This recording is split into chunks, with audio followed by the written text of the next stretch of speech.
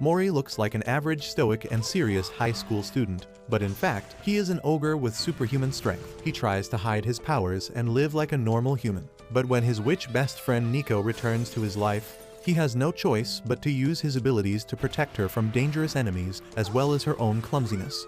Mori is from a family of ogres, which are basically hybrids born when witches let their familiars become their baby daddy. Because of that, he has incredible physical strength and no normal friends. His best friend, Nico, is a witch, but one day, she has to leave for the Holy Land of Witches to get her education. However, before leaving, she promises Mori that as soon as her education is complete, she will return to his side. Fast forward a decade later, Mori is now a cool aura farmer who doesn't even bother fighting against bullies. He knows that they would need an ambulance if he fights back, and in this economy, he wouldn't wish those bills even on his worst enemy. So he just dodges and fools around for as long as he can before getting hit on purpose. Once the bullies are satisfied, Mori returns home, where his dad tells him to just fight back once in a while instead of coming home with bruises. Anyway, they sit down to eat, and Mori's dad tells him that Nico is back from the Holy Land of Witches, and she wants him to become her familiar. Mori spits out his food towards his dad's face, which would get me disowned and unalived. But his dad is a chill guy too, so he understands that his son's reaction is justified. Usually, witches take animals like cats or bats as their familiars, but in the past, there were some familiars who absorbed enough magic power to take a human form. Most notably, there was a tiger and an ox familiar who became humans, and they married humans, giving birth to ogres. Those ogres were the founders of their bloodline, and they are still low-key servants to the witches. Mori replies that he already knows their family history, but he doesn't want to be anyone's servant. His dad tells him that his job will be more like a bodyguard than a servant, and since they have an ancient pact with Nico's family, they can't turn down her request. Mori tells him to become Nico's familiar in that case, and while this PDF file would love it, he has to go on a long business trip soon. He tells Mori that Nico is coming here alone, as her mother is going to stay in the Holy Land. Since both of them will be alone, it has been decided that they will live together. This is an even greater shock to Mori, who spits out a twin shot at his dad's face, and he almost gets triggered into giving him an whooping this time. Later, Mori is sitting in his living room, thinking how clumsy Nico was when they first met, but that also made her a bit cute. As he wonders how much she has grown now, Nico breaks through his window in style, sending glass shards flying towards him. She then does a quick flip before landing on her knees, and Mori panics, thinking she is some kind of thief. But as she talks about how she lost her balance during the landing, he realizes that the girl in front of him is Nico. She is emotional on seeing him and asks if he missed her.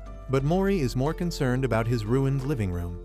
He begins cleaning it immediately while telling Nico to sit back and enjoy some home-baked cookies.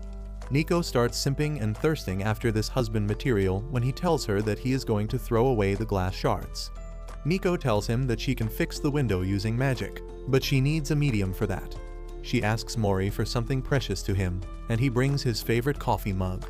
Mori then stares in wonder as Nico uses her magic to repair the window perfectly, but then suddenly, he hears the sound of his coffee mug shattering. Nico tells him not to be so shocked because a sacrifice is meant to be destroyed, and his feelings that were attached to it powered her spell. Mori lashes out at her, and Nico feels bad that she broke his favorite mug, but he decides to let it go because she at least fixed the window. He tells her that her magic is amazing, and Nico's brain short-circuits because of his handsomeness. She gets eager to show him more magic, and when she doesn't find anything, she casts a spell on herself that makes her as flat as a sheet of paper. She begins drifting around without control and leaves the house, and Mori chases after her, trying to catch her before she gets in danger. However, he fails, and Nico gets stuck between two walls with very little space. Mori can't reach her, so he decides to bring his vacuum cleaner. But Nico tells him that the spell will wear out before that, and if she returns to normal here, she will be squished to death, Final Destination style. Mori panics, but just then, the house owner comes there to confront him. Surprisingly, it is the same bully from earlier named Momoda, and Mori tells him to bring his vacuum cleaner here. Momoda tries to act tough in front of him and asks Mori if he will hit him in case he doesn't comply. Mori suddenly remembers his childhood, where he got in trouble after sending Momoda to the hospital, and after that, all he could do was take a beating silently. He complained about it to his dad, who taught their family's secret martial art to control their power. Suddenly, Mori realizes that there are more ways to get Nico free. He unleashes his ogre power, and Momota craps his pants, thinking that he is going to be turned into meat paste today. However, Mori hits the wall instead, breaking it and creating enough space to pull Nico out moments before she turns back to normal. She hugs and thanks him for saving her, but Momota freaks out because they damaged his property. Mori asks Nico if she can fix it, and she tells him that she would need something with a lot of emotional value for that, and Mori has just the thing for her. He tells her that Momota values his mohawk a lot, and that gives enough power for Nico's spell to completely fix the wall. After that, they head home, and Nico tells Mori that she needs to do some shopping. Once they return from shopping, Mori complains that the bags are too heavy. Nico uses a spell to make them really light, and Mori is really surprised by this. However, he is now curious if Nico plans to reveal to the entire city that she is a witch, because that may cause trouble for her. Nico replies that one of the fundamental rules of witches is that they need to use their magic to help people, because that helps them stabilize their powers and keeps them away from the dark side.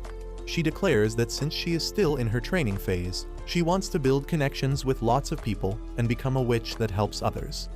Mori finds her really cool for having a grand dream like that, and he promises to help her as her familiar.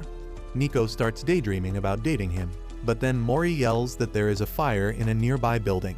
Nico immediately decides to rescue the woman stranded there, but Mori warns her that everyone is watching, and she might not be able to rescue the woman while flying. However, Nico doesn't care, so Mori volunteers to help her out. He climbs on her broom, and they fly to the woman, who is completely clueless about what is happening. She climbs on the broom as Mori asks her, but then suddenly, the broom starts falling towards the ground rapidly because there is more weight on it than it can carry. Mori tells Nico to cast the spell to make him lightweight, and she does that immediately, saving them from hitting the ground.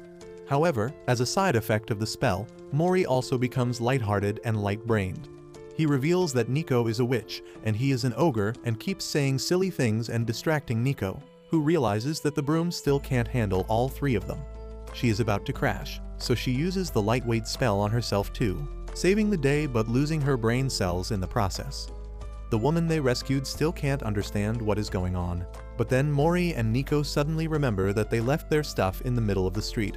They rush to get their things, leaving the woman even more confused, but by the time they reach home, they are exhausted because the bags had become heavier after the effect of the lightweight spell ended. As soon as Nico reads her book to confirm that, she and Mori also fall to their knees because of the increased weight. Anyway, they soon recover from that, and at night, Nico thanks Mori for helping her out today.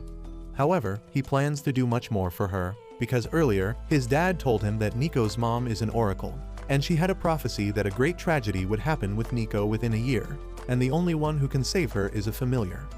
That is why Mori makes it his mission to protect her from the problems she causes, but Nico doesn't even know that, and she keeps simping after her first and only crush. The next day, Mori and Nico head to school, and Nico is really excited to resume her normal studies, and also because they are in the same class. However, her excitement means trouble for Mori, and he tells her that they need to talk in private.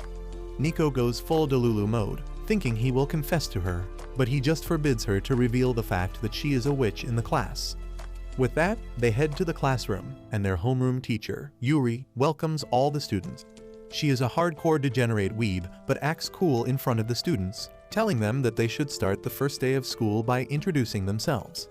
All the weirdos of the class start introducing themselves, and Mori makes notes about them. However, he messes up with a name, and then his eraser breaks as he tries to correct the mistake. Nico finds it cute and decides to help him by using magic that enlarges things, and I know exactly where most guys would like it.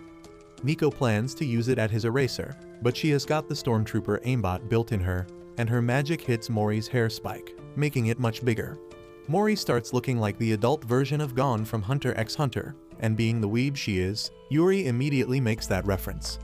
She begins panicking but ignores Mori, and Nico decides to cancel out the spell, which can be done by casting the same spell at the same location again. However, she misses hitting Mori's hair and hits his face with her spell this time, turning him into a bobblehead. Mori has not yet noticed anything, and Nico aims her enlarged spell at his head, hitting his left arm on this side. It turns to the same size as my right arm, and just then, Yuri calls him to introduce himself. To hide his arm, Mori has no choice but to act like he is a delulu 6th grader who thinks he has superpowers, and he knows that his school life is going to be ruined by this. Once his introduction is over, he places his giant hand on Nico's desk so that she can make it normal, but just as she is casting the spell, Yuri calls her name and she gets up, pointing her finger towards herself. As a result, Nico suddenly hulks out and also reveals that she is a witch. Mori is disappointed that they couldn't keep her identity a secret for even one class, but as it turns out, Nico's mother had already notified the school about her being a witch. She is still nervous about the fact, and Mori thinks that she will have trouble making new friends now. However, as the school ends, two girls named Kyukimi and Kara ask Nico if she would like to have lunch with them. Nico is really excited for that, and with Mori's approval, she tags along with the girls. On the way, they run into a bunch of wannabe gangsters, but Kara tells them not to waste their time. Nico is really impressed by how cool and dependable she is, but Kara gets shy once they go inside a cafe. She is curious about Nico's magic, and Nico replies that she knows a lot of spells. She says that this is her first time going out with friends, and Kirimi tells her that it is the same for her. In middle school, she looked like that one girl that has given all hardcore weebs trauma, but Kara became her friend and saved her. Kara gets embarrassed when Kirimi starts talking about her, and she diverts to the topic she is most interested in. She asks Nico about Mori and says that they look like they are dating. Nico denies that but explains they are living together, and Kara explodes from stimulation. Since Nico has said that she is not dating Mori, Kara wants a chance at that handsome hunk. However, Nico doesn't want other girls to get close to him, so she says that Mori is not cool at all. Meanwhile, the thugs from earlier march towards the cafe to teach a lesson to the girls, but Mori has been watching them like Batman all this time, and he quickly takes them down so that they don't interrupt Nico's moments with her first friends. The next day, half of the class surrounds Nico because they have finally let their curiosity win over their fear. On the other hand, the weirdos of the class have gathered around Mori because they want him to get the witch to use magic on them and turn them into Super Saiyans. Just then, Kara comes there and asks Nico to show them some magic, and she uses a spell that turns gravity sideways. Mori doesn't even have time to stop her before Nico uses the spell and turns their classroom into Infinity Castle, giving their teacher a mini heart attack. Anyway, things return to normal, and the class starts. Yuri says that the first period is for recreation, and they can decide what they want. Kara suggests that Nico can show them some more magic, and everyone hops onto that idea. Nico is also eager to show off, so she takes everyone to the playground, where she creates a barrier inside which even normal people can fly. Mori can only stare at her in disbelief as Nico activates the barrier, and the entire class suddenly starts living the dream. After a while, Mori asks Nico if she is fine because she is using a lot of magic power to sustain the barrier, and she tells him that she can handle it. She always felt special because she could do magic, but she also felt that it was unfair to others, so she wants to do her best to make them feel special for a little time as well. She tells Mori that he should also tell everyone that he is an ogre with cool powers, but Mori remembers how he lost friends in childhood because of this. As he is b***ing about how no one would think that he is cool, a delivery truck enters the barrier and starts flying. The driver can't control the truck, and it falls out of the barrier, but before it can hit the ground, Mori catches it like a superhero and puts it on the ground. The students are all dumbfounded on seeing this, and they ask Mori how he did that. Nico tries to say that it was her magic, but Mori decides to come clean about his true identity. He thinks that people will fear him, but they tell him that he is really cool, and they wish they had powers like him. Mori is surprised because he was not expecting this, and he realizes that his class is full of dimwits who will accept just about anything. On the other hand, Nico's mom, Ibuki, is working on another prophecy. She channels her power to awaken a magic book that speaks some numbers, and by opening those exact page numbers and reading the specified words, Ibuki finds her next prophecy that says, "Dog and raindrops will bring disaster." Back in Mori's house, he calmly drinks coffee from a new mug that Nico gifted him when she suddenly comes downstairs, dressed in her sleepwear.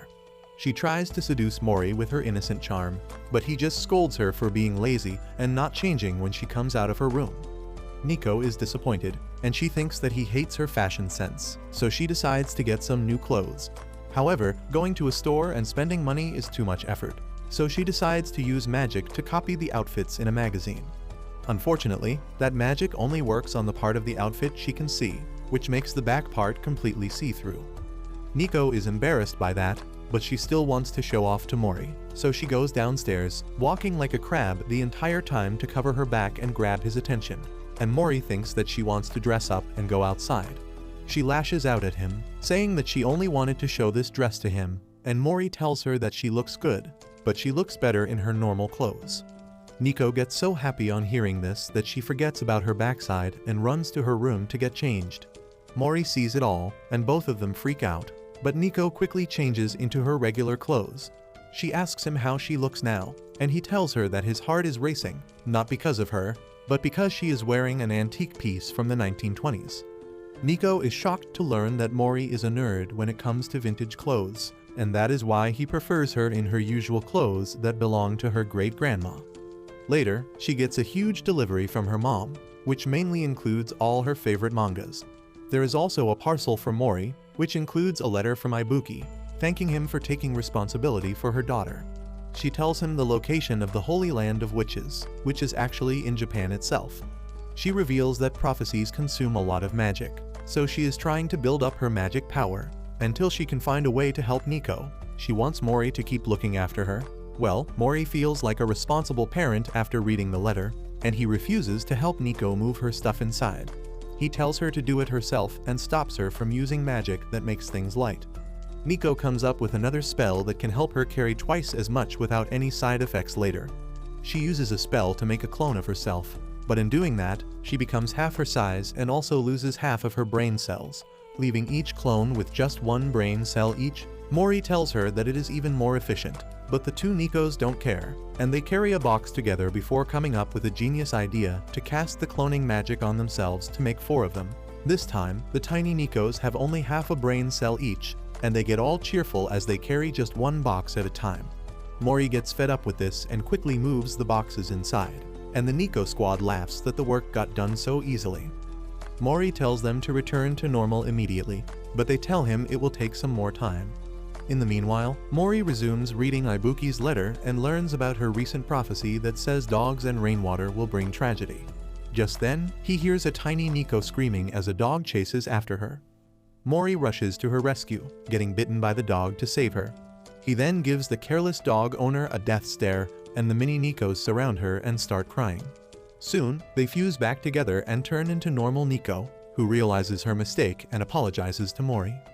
He tells her that it is all fine because she didn't get hurt, and Nico goes to make some coffee for him.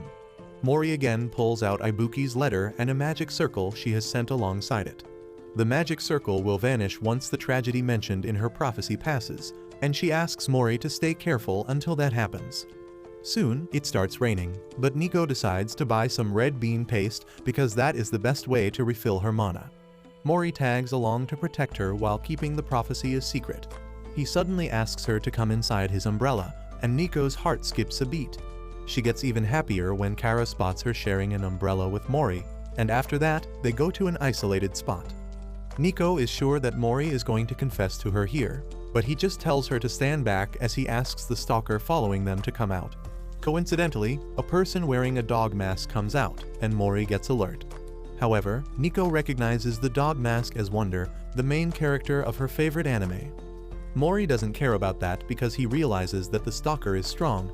They both suddenly attack each other, but then the stalker pulls out a magic staff, using it to control wind and push Mori away.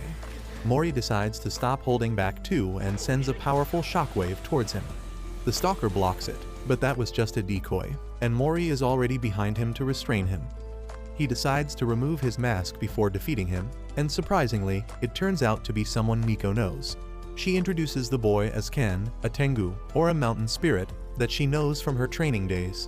Ken gets emotional on seeing Nico and tells Mori that he was just testing his strength to see if he is capable of protecting Nico.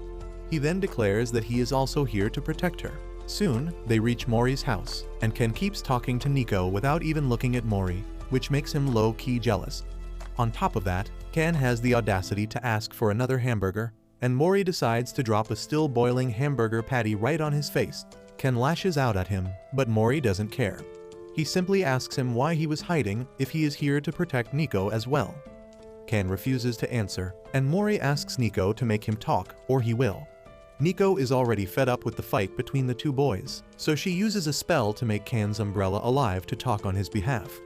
The umbrella says that ogres and Tengu have always been at odds with each other, but their relationship has settled down in recent times. Mori doesn't care much about that, and that pisses off Kan. He says that the ogres never care about the Tengu, and it is only the Tengu who care too much.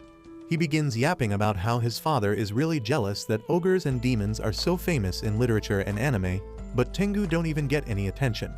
Mori tells him to stop his yapathon and get to the point. Ken reveals that he wanted to protect Nico by himself to get fame and glory.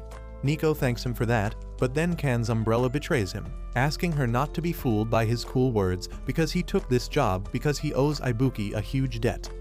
Ken shuts up the talking umbrella and then comes clean that he spent too much money buying Fortnite skins. Nico decides to make some more tea, and just as she leaves, Ken hands Mori another prophecy from Ibuki that says that the enemy is inside the school. Mori panics on hearing this, and Ken tells him not to let Nico know about it, or her fears will drag her to the dark side. However, just as Nico returns, Ken starts acting like Mori's rival again. Mori tells him to get lost from his house, and Ken accuses him of being a racist. Mori replies that he doesn't even care about Tengu enough to hate them, and this makes Ken run away with tears in his eyes. Nico is not happy about this, but then she gets an idea. She casts a spell on the snacks so that if two people consume them, they become good friends. However, it only works on the first guy who eats the snacks, and that is why Nico decides to make Mori eat it before Ken. She succeeds in her mission somehow, but instead of friendship, the spell awakens some other feelings in Mori's heart. The genre of the anime turns to BL within seconds, and Mori wants to put his hands around Ken's shoulders. Although Ken wanted attention from an ogre, he didn't want this level of attention. He pushes Mori away and runs out of the house, but stops when he finds some kids staring at their balloon that is stuck to a tree. Ken gets it for them and drops the snacks in the process, telling the kids to have it. As the first kid eats it, Ken feels the desire to put his arm around his shoulder. The same thing happens to the first boy when the second one eats it. Just then, Mori comes there, and everyone forms a chain with their hands around each other's shoulders. Soon, the effect of the spell wears off, and both Mori and Ken scold Nico for it. She apologizes, but just then, the doorbell rings, and she goes to receive another parcel sent by her mom. However, the boys soon hear her scream and rush to her side to see her frozen stiff because of some magic clothes. Nico says that she got some clothes in the parcel and decided to try them on, but they locked in on her. Mori suddenly realizes that this is the work of the enemy mentioned in the prophecy. He tries to get those clothes off when suddenly, a pair of eyes appears on the clothes exactly where a guy would never miss eye contact. Mori tells the magic cloth to let Nico go, but it tightens its grip around her, saying that if they try to use force, it will crush her. The magic dress then flies away with Nico, and Mori tries to chase after her, but Ken stops him, saying they can't follow the enemy in the sky. He has a better idea, and he goes full Itachi, summoning crows from the entire city to find Nico. One crow leads them to Nico's location, but she is still far away from their reach. Just then, Ken's umbrella comes there because it wants to be a part of the group too, and Mori gets an idea. He tells Ken to use his wind-controlling staff to send him towards Nico and uses the umbrella as a parachute to increase his airborne time. The magic dress decides to turn rock solid to protect itself, and that is its only mistake. Mori punches the dress, shattering it, but not harming Nico physically. Emotionally and mentally is another story because her clothes get ripped off. However, she doesn't have much time to panic because both she and Mori are falling to the ground. Ken sends another round of wind towards them and helps Nico land softly while Mori crashes to the ground.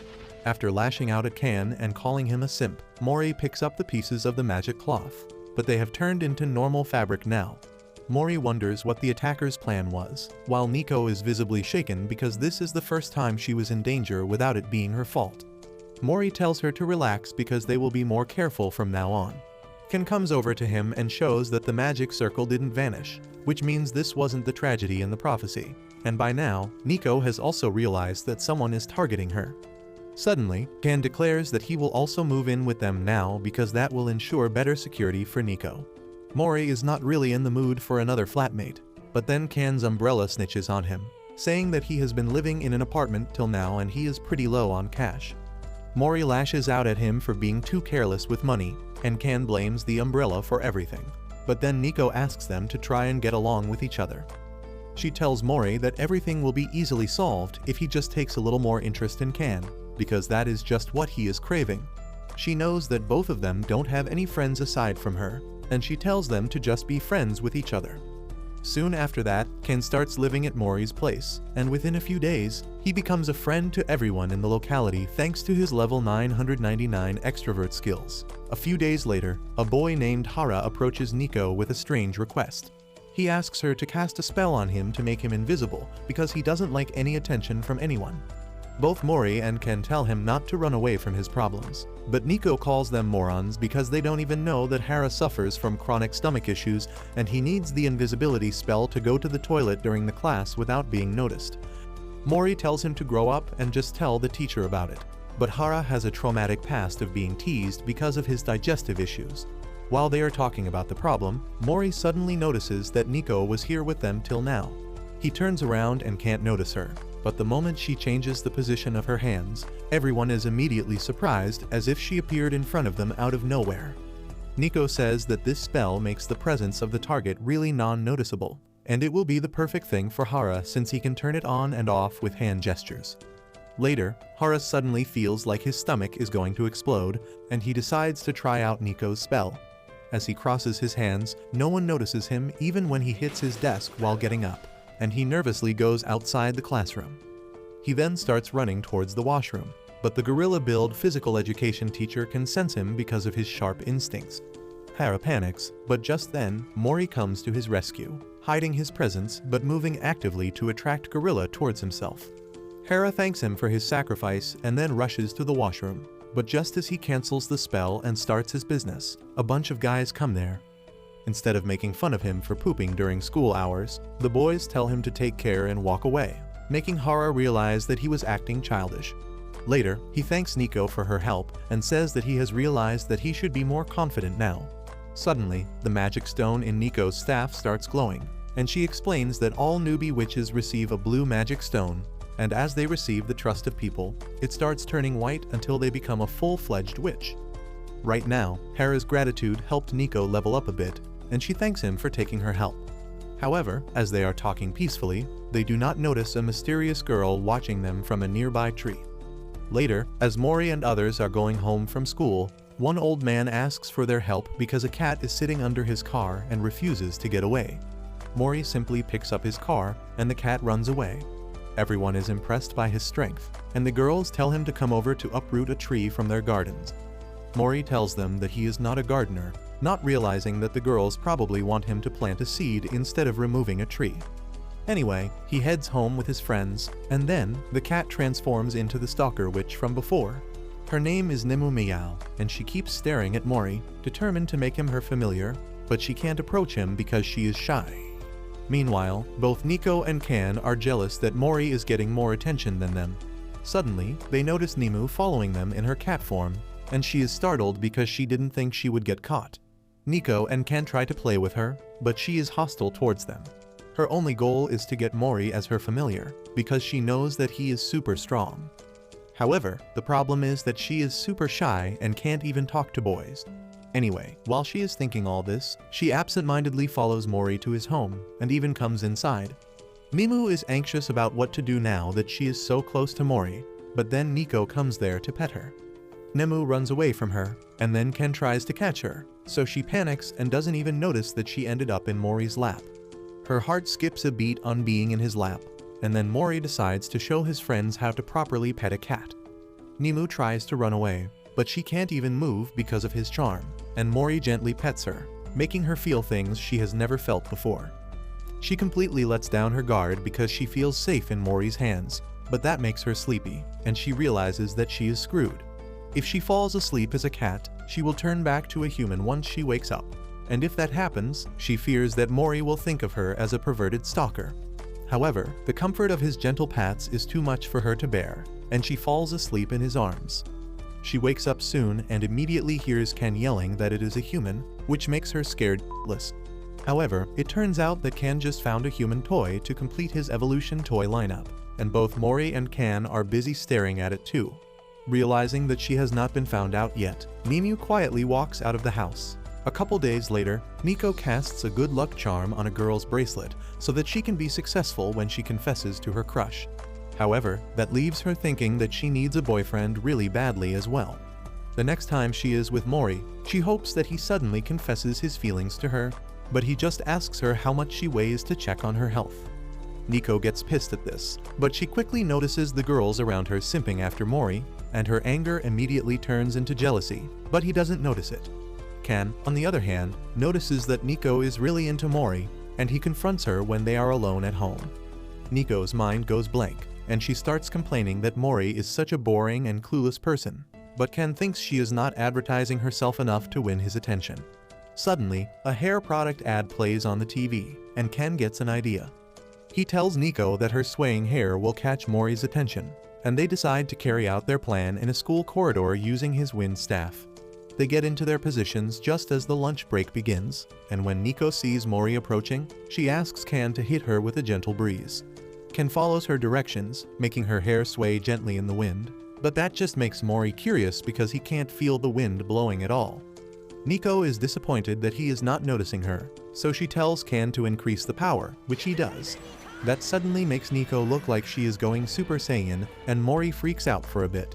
Just then, a teacher comes there and decides to check on the situation, but the strong wind causes the papers in her hand to fly away. She screams out that the papers contain the body measurements of all the girls, and a massive wave of panic immediately spreads throughout the school. Mori decides to save the day and dashes ahead, climbing on the walls and grabbing every single page without even looking at it. The girls start screaming his name, and Nico is disheartened that she couldn't get Mori's attention, but he has become even more popular. The next day, a guy named Ishii asks Nico to meet him during lunch or during their school trip.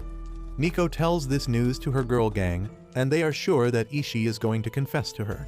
Nico doesn't think that will happen, but Kara and Kirumi tell her that there is a famous lover's tree where they go on a school trip, and if two people eat lunch together under it, they start dating.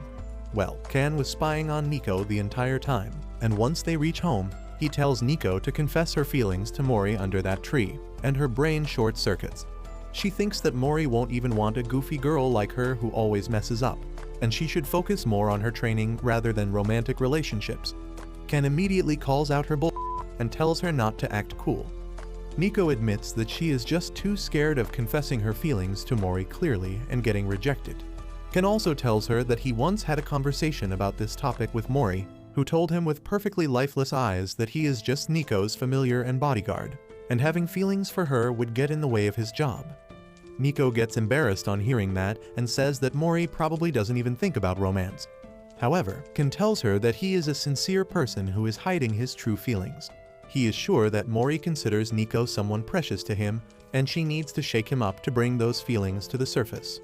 Soon, it is the day of the school trip, and on the way, Nico tells Mori that someone asked to meet her under the lover's tree. To her disappointment, Mori acts completely nonchalant and even decides not to guard her during the meeting so that she can have some privacy. Nico asks him if he is fine with her dating another guy, and he replies that he just wants her to enjoy school life like a normal girl. Nico is upset by his words and walks away, but Mori's mood turns gloomy as she leaves. Later, as the class reaches their destination and takes a break, Mori spots a guy with a target mark on his paper bag, and he immediately asks him if he likes the Air Force or something. The boy named Keigo turns out to be a hardcore Redditor who is obsessed with rock music and especially the niche subcultures. He meets his match in Mori, who likes vintage fashion, and rock fashion is one of the niche subcultures he is interested in. The two hit it off instantly, and then Mori leaves, glad to have made a new friend. Suddenly, a girl from his class approaches him and asks him to talk to her, and the nonchalant Chad follows her. Meanwhile, Nico goes to the lover's tree to meet Ishii, and she is really nervous about it.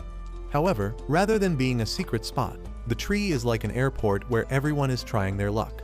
There is an entire class waiting for Nico, and she gets to Lulu, thinking that they are all here to confess to her. However, it turns out they just want her to cast a good luck charm on them so that they can pair her power with the effects of the tree and be successful in their proposals. Nico immediately runs because she is not going to take responsibility for such a huge group, and everyone follows her. She hides by turning tiny and then flies away on her broom. However, she hits someone's chest and falls into his pocket, and coincidentally, it is none other than Mori himself. The girl who brought him here openly asks him to become her boyfriend, and Nico's heart starts beating fast as she wonders what response he will give her. Mori says that he can't date the girl because he doesn't even know her, and the girl then asks if he likes someone, and he clearly says that he doesn't like anyone romantically. Nico's heart sinks on hearing this, but then Mori says that there is someone he considers precious. Nico is immediately reminded of Kan's statement that Mori considers her precious, and the way he describes her makes it clear that he is talking about her. The girl tells him that his feelings don't sound that different from love and asks if he ever had a moment where he fell in love with her. Mori starts thinking about it, but Nico clearly remembers the moment she fell in love with him. It was the day when her father left her family because he could no longer bear living with two witches in the house after her magic powers went out of control and destroyed their house. She cried because she felt everyone would hate her because of her powers, and she wanted her dad to lift her in his arms again. Just then, Mori hugged her and lifted her up, and that was when she fell for him. Just as Nico comes out of this flashback, she notices a glowing light coming from Mori's heart. She comes out to look at his face and finds him smiling because he found a moment where he fell in love with Nico. He leaves the girl with that, and just then, Nico realizes that her spell is going to wear off.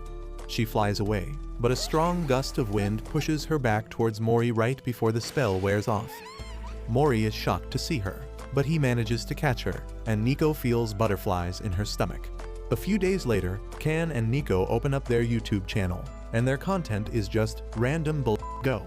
Mori decides to talk to them about it, and Kan says that a homeless man in the park told him that he can make easy money from YouTube videos.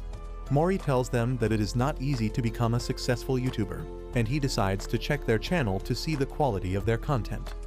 Turns out that they have been recording random things for their videos that have no consistency, and their thumbnail game is really weak too. Mori lashes out at them for not even doing the basic homework before opening up a YouTube channel. They have just 15 views and 3 comments on their best video, and all of them are from their friends. Mori is already fed up with their weak content game and tells them to create videos that are unique and capture the heart of their audience without revealing their magic powers. Kan and Nico tell him that they don't have any unique ideas, and Mori decides to introduce them to someone who can help him with this.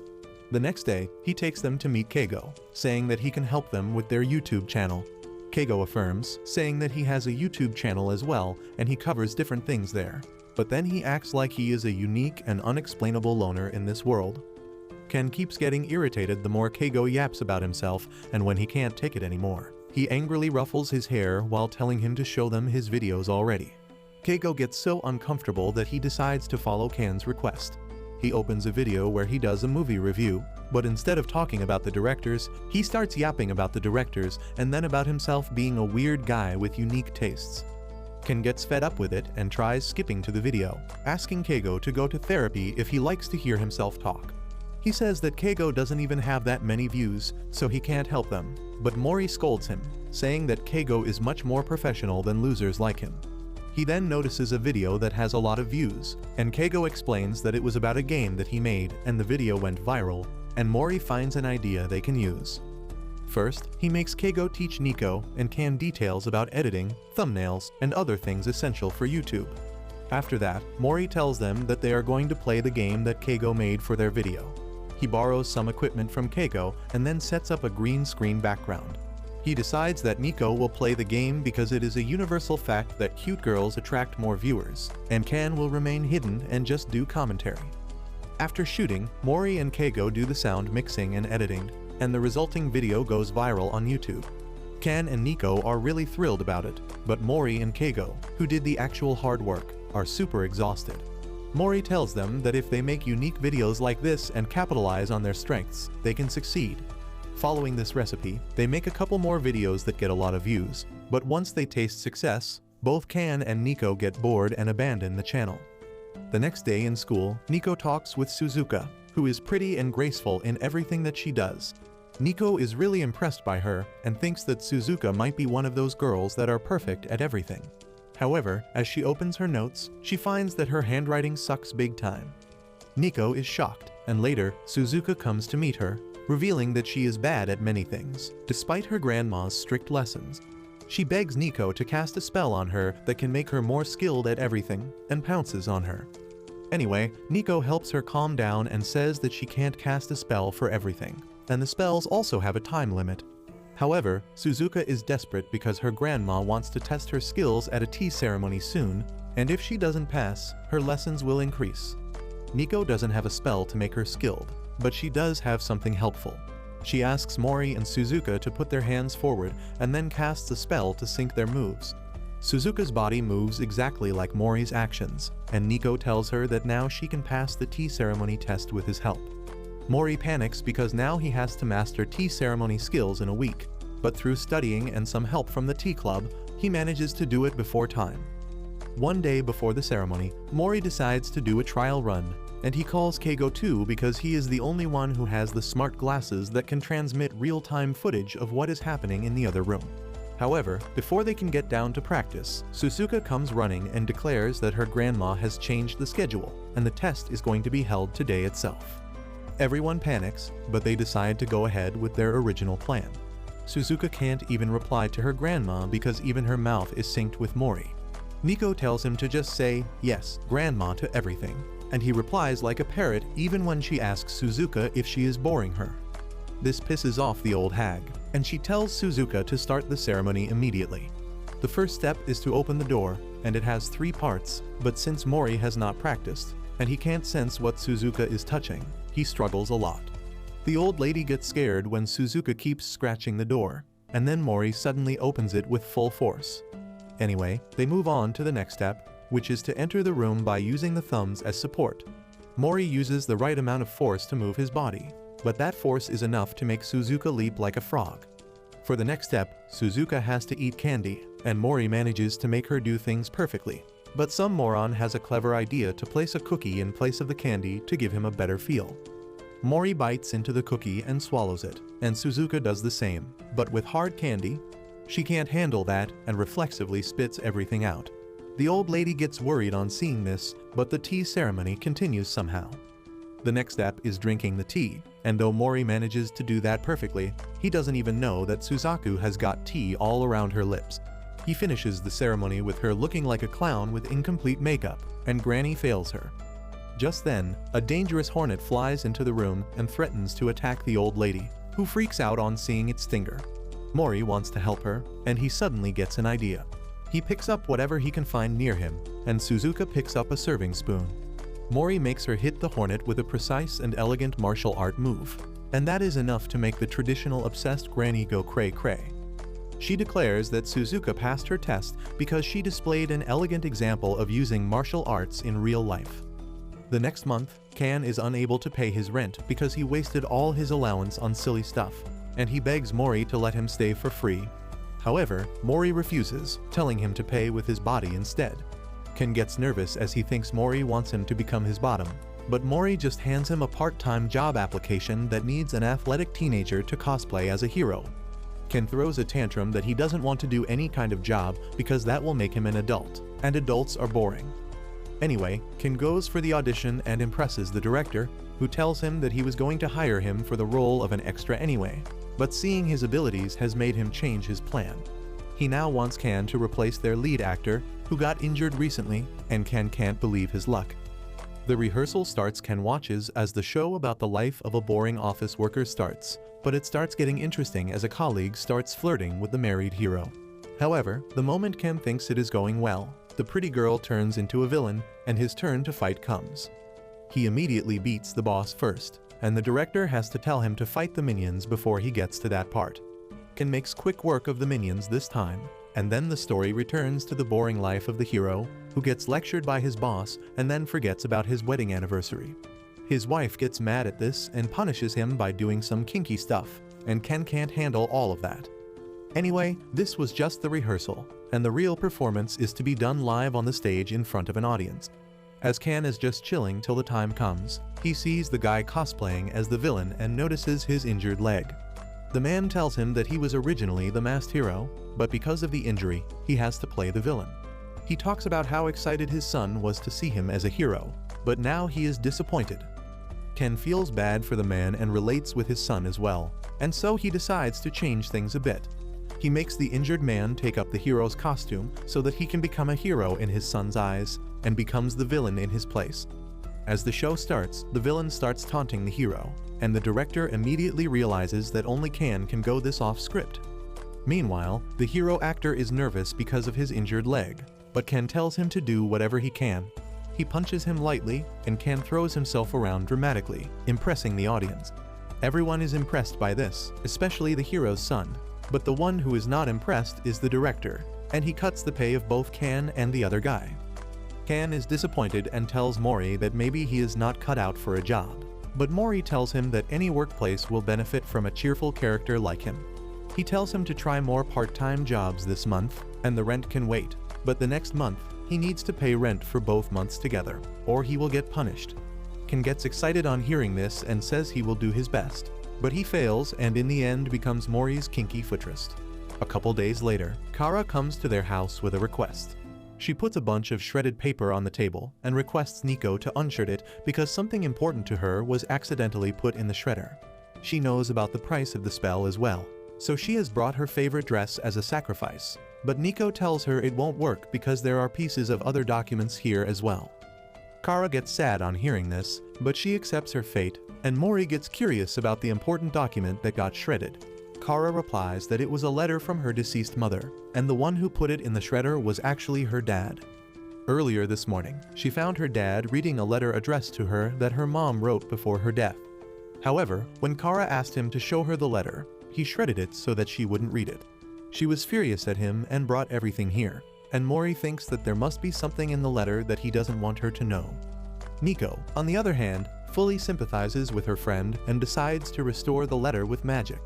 First, she removes all the parts of the letter from the rubble, which is easy because of the green paper, and Mori also gets down to help her. Kara tells them that it is not necessary to put so much effort into this, but they tell her that it is what friends do. Kara gets emotional on hearing that, and after hugging Nico tightly, she joins her. As they separate the green paper strips, Kara says that she might already know what is in the letter. She reveals that one time, when they were visiting their relatives, she overheard someone say that Kara was born from her mom's previous marriage, and they kept it a secret from her so that she would get along with her new dad.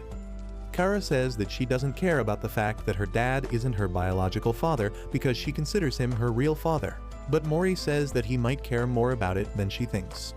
Anyway, they manage to separate all parts of the letter at the end of the day, and then Nico casts the spell to repair them. Kara is finally able to read her mother's letter now, and it has a shocking revelation that she was not ready for. Turns out, she was born from her dad's previous marriage, and her real mom disappeared shortly after giving birth to her. Her dad took care of her as a single father until he met someone willing to share his responsibility. Kara can't believe that her mom was not her biological mother, and just then, her dad comes there. He is shocked to see the letter restored, and Mori confronts him about his actions. He says that it was unfair for him to push his feelings on Kara, because her mother wanted to share the truth with her. The man says that he feared that Kara would stop thinking of her as her mother if she learned the truth, and Kara replies that it would never happen. The two of them have an emotional breakdown, and then Nico tells Kara that there are more things written in the letter. Her mom talks about how they met for the first time when she was just 3, and she was really happy to have such a cute daughter and a loving husband. Kara starts crying as she finishes reading the letter and then hugs her dad. Later, Mori and Nico take a walk alongside the river, and she is still emotional from Kara's case. Suddenly, she notices her staff glow and the magic stone become a little less blue, which gives her an idea about helping more people to grow more quickly. The next day, she posts an advertisement, asking people to contact her if they need any magical help. Soon, the first request comes, and it is from a guy named Jun, who got 0% of the animation budget, and it shows. Turns out that Jun's dad is a middle school English teacher, and because of that, he speaks like he is reading sentences from a grammar book. Jun wants Nico to help him become just a little bit better at conversation skills to confess to his crush. However, she refuses, saying that he should win the girl's heart by being his genuine self. Everyone tries raising his morale, telling him that he can do it, and he believes them. Just then, he sees the girl coming from her school, and everyone hides to see the confession from a safe spot. Turns out, the girl Jun fell in love with has the same communication issues as him, and Mori and others think that maybe he can confidently ask her out on a date now. Jun then brings the girl over to them and introduces her as his girlfriend, because they both saw the unique connection between them and decided to skip over all the formality. Everyone is really happy for them, and to thank them for their help, Jun gives them the movie tickets he was planning to use on his first date because now they are going to be playing tennis. Kan and Keigo come up with some excuses about being busy on that day, and Mori asks Nico if she is free. She gets really excited to hear this because, in her mind, it is a date. Later, she talks with Kan and Keigo, who has become her second wingman, about this.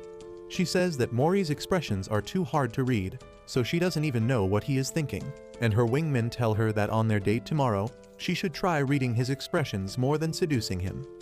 With that, they leave the room but run into Mori right away, who is curious about what they were doing in Nico's room.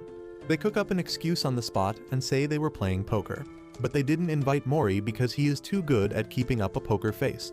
Mori gets a bit sulky on hearing that, and he begins to wonder if he really shows so few emotions. Meanwhile, Nico finds a spell that can make people express their emotions more vividly, and she asks his permission to cast it on him.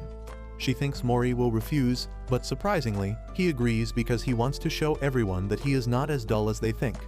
Nico gladly casts the spell on him, and a miniature version of Mori pops out from his head, showing his real emotions only to her even as he keeps a poker face. The mini Mori looks confused when the spell doesn't make him feel different, and when Nico talks about the movie, he gets really excited. With that, they get ready, and Nico wears a yukata because they are going to the summer festival after the movie. Mori starts giving her a lecture on the history of the dress, but Nico is more interested in Mini Mori, who likes how she looks and even whistles at her.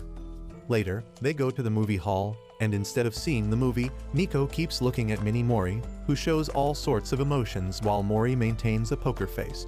However, when the funny scenes come, even the real Mori laughs out loud. After the movie ends, they go outside, and Mori is still very excited about seeing it. Just then, a running kid trips near them and spills his popcorn everywhere, but Mori grabs every piece of the popcorn before it touches the ground and returns it to the kid. Nico realizes that Mori might not be expressive with his face, but he expresses his feelings through his actions. Later, they go to the summer festival and enjoy fireworks together, where Mori asks Nico what kind of emotion he has right now. She tells him that he has a wide smile on his face, and then Mori apologizes for not being expressive. He says that it is part of his personality to push down his emotions, but it also helps with his training because his enemies can't read what he is thinking. Nico also decides that she has seen enough and cancels the spell, and then Mori reveals that he has become much more expressive ever since she came back. He talks about how he was always a loner, but after she returned, he made connections with a lot of people, and his life became more happening. He smiles as he thanks her for that, and Nico is moved to tears. Just then, she gets a snap from Kan and Keigo, who are also at the festival. She suggests they meet up with them, but Mori doesn't want them to disturb his date with Nico, and he says they can meet them at home. A couple days later, Nico helps a classmate click pictures of their school building from the sky. The girl thanks her for making her dream come true and leaves, but just then, Mori senses danger and covers Nico right as a rose comes flying towards them and embeds itself in the concrete pillar behind them. Mori wonders if the enemy at school is finally attacking them, but the person who threw the rose turns out to be a member of the student council and a certified TikTok thought named Ibara.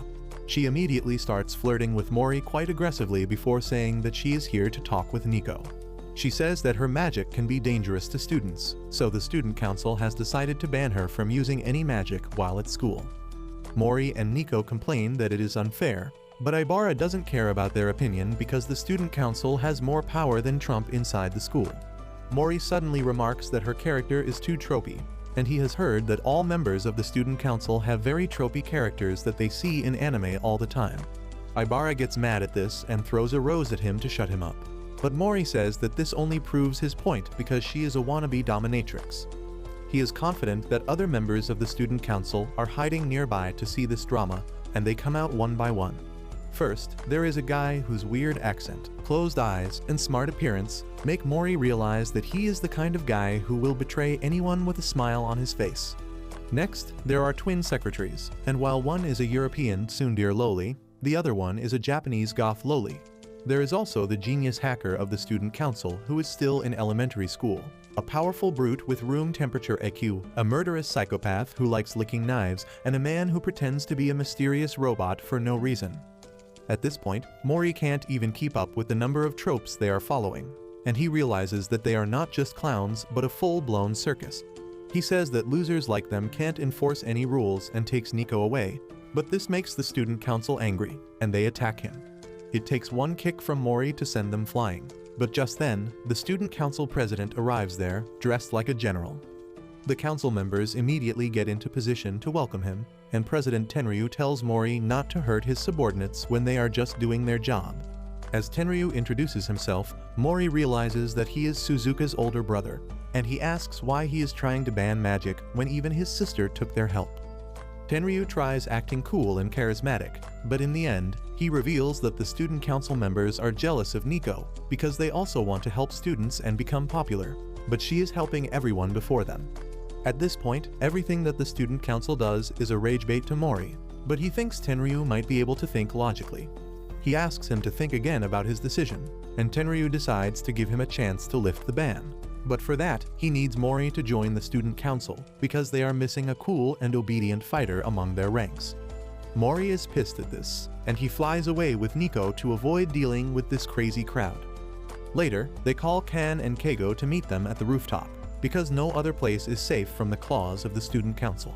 Kan asks Mori to join the student council instead of running away, but he tells him that no sane person would join those crazy people. This reminds Keigo that there was a video on the school YouTube channel introducing the student council, and he decides to play it. The video starts in Star Wars format and then becomes normal pretty quickly. However, the members are all weirdos, and even Kan and Keigo can't stand watching their antics. The only sane person there is Tenryu, and the vibe of the room changes immediately when he enters. He then has a discussion with the members about the school issues, and Tenryu ends up doing everything because everyone around him is an incompetent loser. Mori begins to relate with Tenryu on a spiritual level after seeing this, but he still doesn't want to be a part of his team. Just then, Tenryu comes there with a sword in his hand, challenging Mori to a fight, and if he gets hit even once, he will have to join the student council. Mori doesn't even get the chance to turn him down as the student council president starts running towards him, and he is forced to escape. A couple days later, the cat witch Nimu comes to Mori's house, but she can't gather the courage to ring the bell. She decides to leave when she suddenly spots Mori coming towards the house. She thinks she can talk to him if he is alone, but in the end, she turns into a cat because she is still not comfortable showing her real self to him. Mori remembers her from before, and he lets her in, and Nimu feels like she is getting into something really dangerous. Once they reach inside, she finds Kan and Nico laughing while watching a comedy show, and Mori joins them too. As Nico notices her, she starts cuddling with her and accidentally drops her drink on her. Nimu is all sticky now, and Mori decides to give her a bath. She is really shy and awkward about it, but her body remembers the sensation of being touched by him the last time. So just as Mori says that he has no sponge and he will use his hands to bathe the cat, Nimu walks towards him without a single thought in her head because she is that desperate for his touch. She feels really comfortable as he bathes and then dries her and once again falls asleep. She soon wakes up and panics, thinking that Mori must have seen her real form now, but it turns out he is too busy watching the comedy show that he didn't even realize the weight of a teenage girl on his lap. Nimu quickly runs out of the house, cursing herself for giving in to her desires and not having the courage to see them through. She then realizes that she has reached the forests, and suddenly, an alarm gets triggered in her mind. She knows that this means a warlock is nearby, and despite her fears, she turns into a cat to spy on them. She finds an abandoned house in the middle of the forest where a scary mercenary is talking with an old and creepy warlock, and they are planning to kidnap Nico. Nimu panics on hearing this and runs towards Mori's house to warn him about the warlock. She fails to do even that because of her anxiety, and the next day, as Mori, Nico, and Kan are returning from school, it starts raining. Kan decides to take a look around the school for any dangers because both he and Mori are extra careful on rainy days, fearing the prophecy. He thinks that the enemy won't just show up to attack them directly even if they are really confident. And just then, Nimu comes there, having finally gathered the courage to talk. She introduces herself as a witch, and Mori immediately thinks that she is the enemy. On the other hand, Keigo is getting thrashed by a bully who wants his rare sneakers. Keigo remembers the bully from middle school and says he was not like this back then, and he shows him a magic candy called drops that can make people stronger and remove their inhibitions. He asks Keigo if he wants to try it, but he refuses, and the bully decides to attack him again for the sneakers. Luckily, Ken comes there just then and saves his friend before hanging the bully from the roof until he cries. He then asks about the candy and learns that they have to put their address on a website, and it will be delivered to them for free. Even if they report it to police, they won't find anything but sugar in there, and Ken realizes that there is magic involved in this case. He asks the bully about the dealer and learns that he goes by the name Wolf, and apparently, he is a student at this school, though no one knows his real identity.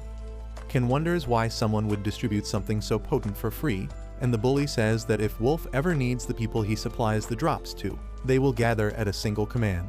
Just then, Keigo remembers that the people who use drops and act wild are called dogs, and this scares Ken because it lines up with the prophecy of raindrops and dogs.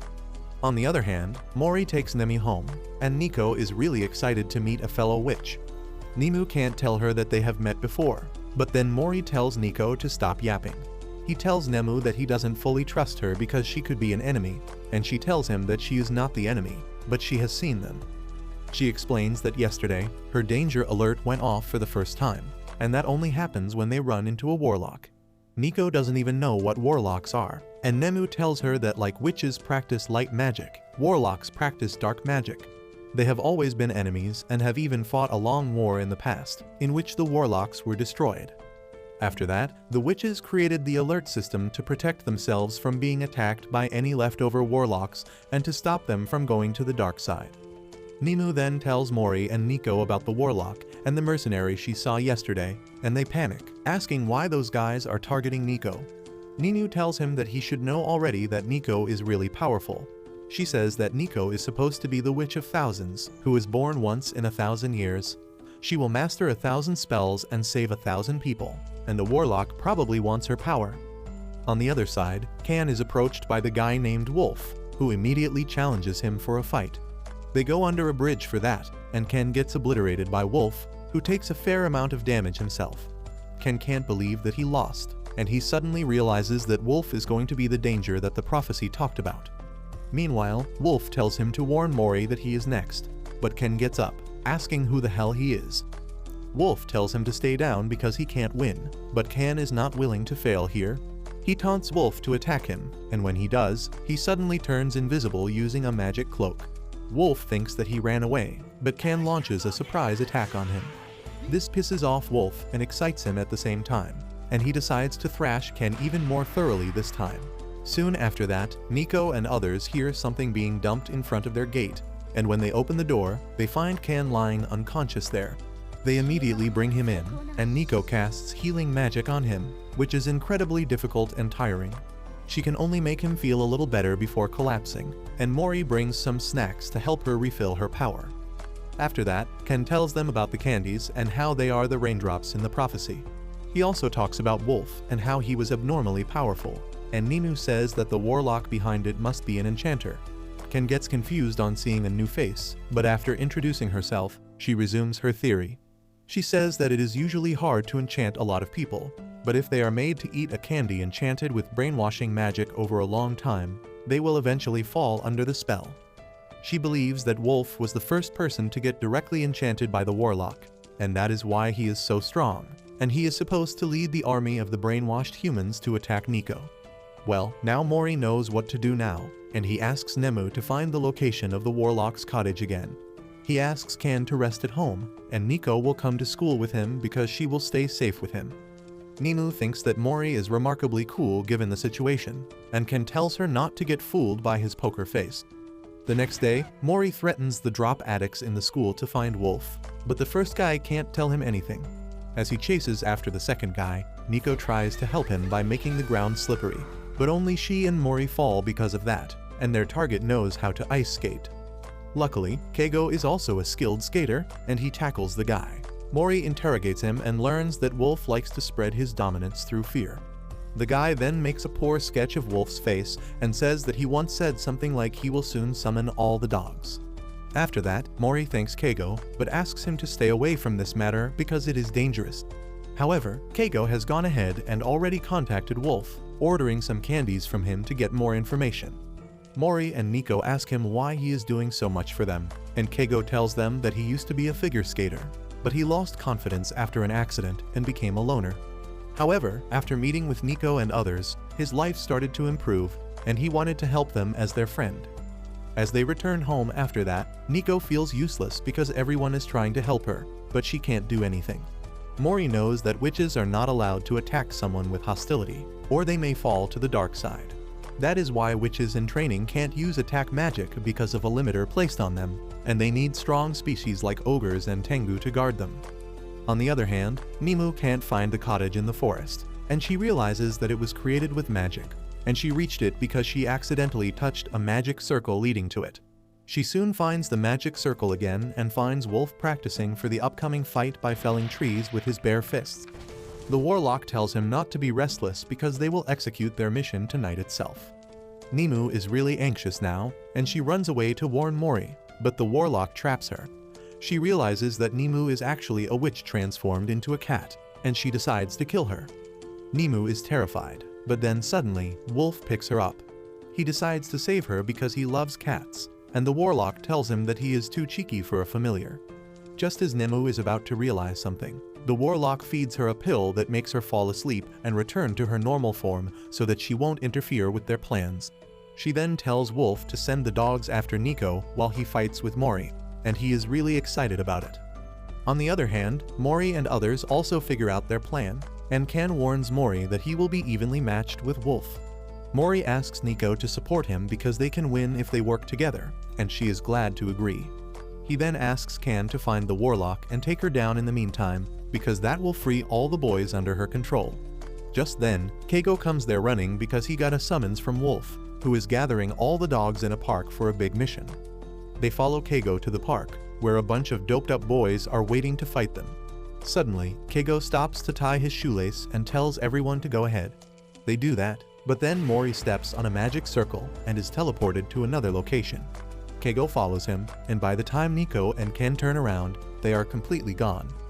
Mori finds himself in front of the warlock's cottage, and Keigo thanks him for trusting him enough to let his guard down.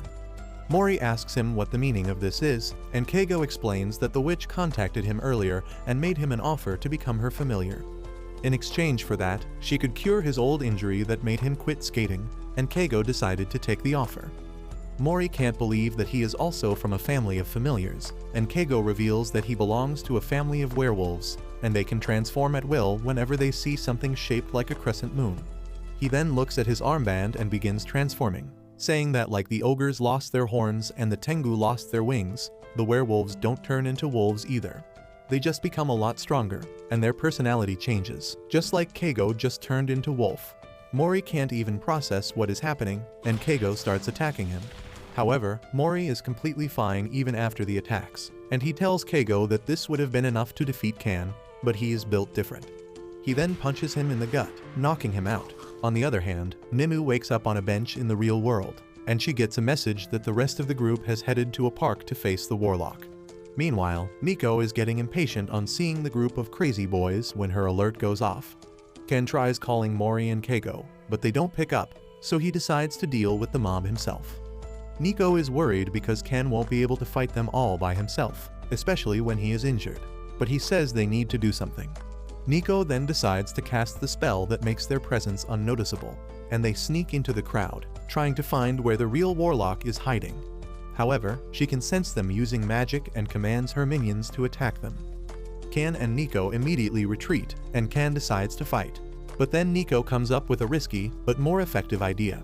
She convinces Kan to follow her plan, and then flies above the mob, forcing them to chase after her. However, she only did that to pinpoint the location of the warlock, who is still invisible, can attack her. The warlock figures that out, and she uses magic to locate Kan and sends her minions to attack him. But it turns out Nico had cloned him, and his second clone attacks from behind, knocking her out. The big burly person is knocked out with that, but he is not the warlock. Instead, the warlock is a tiny old hag flying in a small fancy pot, and they can't believe this was the person they were worried about. It takes one smack from Kan to knock her out, and then he ties her to a tree to interrogate her. The woman says that she was a little girl when she found out about her magic powers, and since she learned magic herself, she became a warlock. She just wanted to be happy, but even after becoming an old warlock, she couldn't do it. But then one day, a mysterious person approached her, offering to awaken her latent potential if she made a sacrifice. She sacrificed her size in exchange for power, and Nico and Ken tell her to read the terms and conditions carefully before signing. However, now they know that she is not the real mastermind and ask about her boss. The warlock refuses to say anything, and Ken starts finger flicking her. Just then, Nimu comes there, and she tells Nico and Ken that she found out about the warlock's true size, but she was captured before she could tell them the truth. She then asks about Mori and learns that he disappeared along with Keigo. Nimu quickly makes the connection and finds that Keigo is the werewolf named Wolf, and right now, he and Mori are fighting. Everyone is shocked to hear that, and then Nimu tells the warlock to take them to the place where they are fighting right now. At the same time, Mori finds that Keigo is really as strong as him, thanks to his sharp claws and even sharper instincts. He decides to distract him with a conversation and says that he thought werewolves had gone extinct. Keigo says that he got the powers from his dad's side, and he is the first one to awaken his werewolf powers in many generations. Mori asks how the thing between him and his other self works, and Wolf replies that they are different people. He can access all of Keigo's memories, but he doesn't remember any of his memories. Keigo was the one who made the pact with the warlock, but he is the one who does all the dirty work. Mori then asks him if he really considered him his friend, or if he was just lying the entire time. Keigo refuses to comment on that and attacks him, saying that he won't lose in a one-on-one. However, Mori says that he is not alone, and just then, Keigo slips on some slime gel that Nico cast. Mori uses this chance to land a solid hit on Keigo, telling him that he will win because he has friends. However, Nico is all out of magic power now, and she can't support Mori any longer.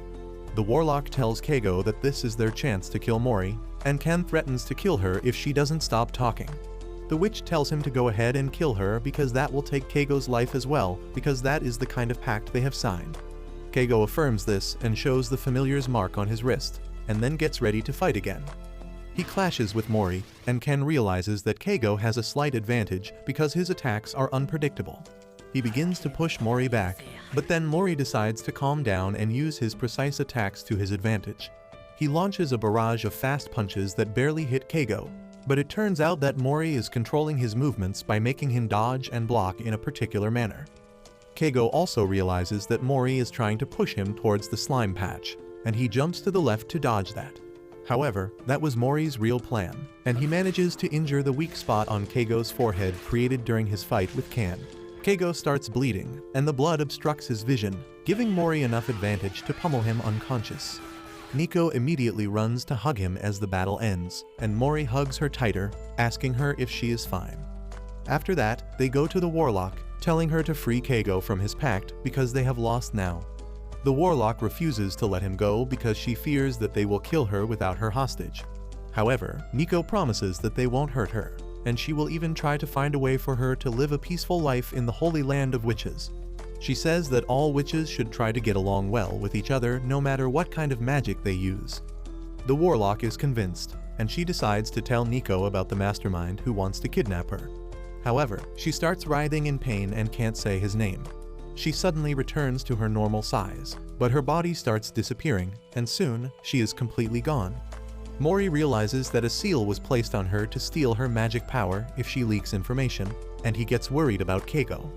Luckily, he is still alive because the familiar pact got cancelled as the warlock's powers were stolen. Everyone rushes to his side, and Keigo asks them how they can forgive him so easily after everything he has done. Nico tells him that she won't forgive him until he tells her everything, and Keigo says they should get out of this place before it vanishes. They hit a public bath to talk, and Nico learns that the warlock promised Keigo an elixir made from her umbilical cord in exchange for him becoming her familiar. Nimu says that the warlock was lying because no one knew about her magic powers when she was born, and that elixir could not have been made. Nico, however, has her elixir, and she decides to give it to Keigo, despite Nimu's advice. Soon, everyone goes to Keigo's house, and Mori is aghast to see his mom in a wheelchair. He now realizes why Keigo was so desperate to get his hands on the elixir. But Nico already had an idea about it because she knew he would never be so selfish as to betray his friends for healing his injuries. Nico gives her elixir to Keigo's mom, completely healing her. Keigo is moved to tears, and even Kan and Nico start crying, but Mori is the only one who keeps a straight face. After that, Keigo's mom makes dinner for everyone and says she can never repay them for this favor. Mori says that Keigo should repay the debt, and his mom agrees with the plan. Soon after that, Keigo decides to move in with the rest of the gang because his mom has started working again, and she is going on overseas trips soon. Mori says that Keigo can repay the debt he owes them by acting as Nico's bodyguard, because apparently the danger in the prophecy has not passed yet, and Nico is happy to welcome him in. The next day, Keigo starts his new life with Mori and others, and he is super awkward after everything that happened between them. He tries to act cool and interesting by talking about his niche interests, but by now, everyone has figured out that he has an attention-seeking disorder. Anyway, they start learning about Keigo's abilities and find that he doesn't need to look at the moon to transform. Instead, anything that is shaped like the crescent moon can cause him to transform, even during the day. Mori thinks that it won't be a problem because they no longer have a reason to fight, but Keigo is still not sure about that.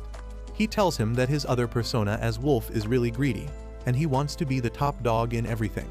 He doesn't wake up easily once he falls asleep, and he might eat all the food in the house if he feels like it. Keigo says that Wolf also has a high libido, and everyone starts treating him like some sort of predator. Keigo makes it clear that he isn't going to do anything like that, but he explains that Wolf seems to pull bitches and have fun with them, and on the other hand, he is a loser whom girls don't even notice. Well, no one has time for his yapping, and Mori decides that the first thing they should do is to remove all crescent-shaped things from the house. However, they forget to remove one piece of croissant, and the next thing they know, he has turned into a wolf, and he is out on the street picking chicks. Just then, Ken comes there, and he immediately tells the girls to leave this playboy alone. He then tells Wolf that their fight is now over, but he will never forgive him for being popular with the ladies. He tells him to return home immediately, but Wolf replies that he will only listen to him if he can beat him. Ken gets ready to fight, but just then, Nico comes there, telling them both to stop. She reminds Wolf that he is her familiar now, and he has to obey her command. However, he replies that his duty only concerns protecting her if she is in danger, and he won't let her steal his freedom. Nico can't say anything against that, and just then, Mori arrives there too. He tells Wolf to turn back to Keigo, and surprisingly, he accepts his order because he lost to him and recognizes him as the Alpha. He turns back into Keigo, who panics, thinking that Mori is going to fight him now. Anyway, they begin heading home, and Keigo says that he doesn't really hate Wolf. He explains that soon after he discovered his powers, he found the classmates who bullied him, or those who bothered his mom because of her wheelchair getting beaten one by one. He soon realized that his other personality was doing it, and he is low-key grateful for it. On the other hand, Nimue is back at Mori's house. After seeing Mori's fight with Wolf, she had decided that she definitely wants a strong humanoid familiar. However, as always, she cannot gather the courage to walk up front into the house, and even more than that, she wants Mori to pet her as a cat. So, she turns into a cat again and walks inside the house, but as soon as she sees Keigo, she panics. Wolf knows her real identity, and she fears that if Keigo shares his knowledge and has already told everyone here, Mori will think that she is a pervert who likes getting touched by him. She is totally flustered by this, but she soon realizes that only Wolf knows about her true identity, and he hasn't told anyone yet. She sits on Mori's lap, hoping that Keigo doesn't transform, but just then, an advertisement for a crescent-shaped medicine is played on the television, causing Keigo to turn into Wolf. Wolf instantly starts acting wild, eating everything he can from the fridge and then warming up to beat some punks. But as Mori tells him to calm down, he listens to him and sits on his seat. He quickly notices Nimue in her cat form and calls out her name, but Nimue meows loudly to drown his voice. As Mori comes there, she leaps into his arms, and Wolf watches the entire thing with amusement. Suddenly, Ken remembers he has to go to his part-time job now, and Mori decides to buy some groceries. Nico wants to tag along with him, and using this chance, Wolf tells them that he will look after the cat while they are gone. Once they are alone, Nimue turns back into a human, and Wolf immediately figures out her entire story about how she has gotten too addicted to Mori's touch and can't find the right chance to approach him as a human. Nimue is flustered by this, and then Wolf tells her that he can make her do anything now that he knows her weakness. He pins her against the wall and tells her that he wants to become stronger, so he wants her to visit him once each month. Nimue is too nervous to say anything, but then Wolf explains that if he doesn't transform regularly, he grows weaker and impatient. He tells her that if she wants to keep her secret, she needs to show Keigo anything crescent-shaped, allowing him to transform. She is surprised because she thought he would demand something more, but before she can ask him about it, everyone else returns home. Wolf tells Nimue to quickly turn back into a cat, but she panics. He gets impatient and lifts her into his arms, and Nimue feels something that she has only felt from Mori's touch before. Anyway, she manages to transform into a cat before the others arrive. The next day, Nico suddenly tells everyone that she wants to cook food for them. Everyone panics because they know she can't cook for her life, but Nico says that she wants to lighten the burden on Mori because he cooks all the time for them. However, the truth is that Kara told her that girls who can cook good food are considered wife material, and she wants Mori to see her as his future waifu. Ken reminds Nico that her previous 2 attempts at cooking were disastrous, and he doesn't want to take the risk a 3rd time. However, Nico is determined to prove him wrong, and she declares that she will make tomorrow's lunch before storming into her room. She begins looking through her magic book to find spells that can make food delicious, and Mori gets even more worried about this because he knows how things usually end up when Nico uses magic. The next day, Nico creates some weird slimy dish, but she is not worried about how it will taste because she has a magic white powder that can make everything taste better. Little does she know that Mori has been literally watching over her the entire time, and he decides to swipe the plate without the magic powder so that he can eat it and assess Nico's true cooking. At the dining table, everyone is hesitant to try Nico's cooking, but Mori decides to take the leap of faith. As he expected, the dish tastes gross, but he is determined to finish it. He then wonders what kind of effect the magic powder had on the dish and finds Nico and the 2 boys swaying in the air like mindless idiots. They finish the dish before Mori can even get a chance to sample it, and even after some time has passed, they keep acting like idiots. Mori realizes that they didn't just like the dish, they magically fell in love with it, and he is soon proven right as the boys start throwing tantrums about who fell in love with the dish first. Just then, Nico returns with a cake to celebrate the birthday of the dish. She suddenly starts crying, telling Mori that she used to like him, but now she loves the dish.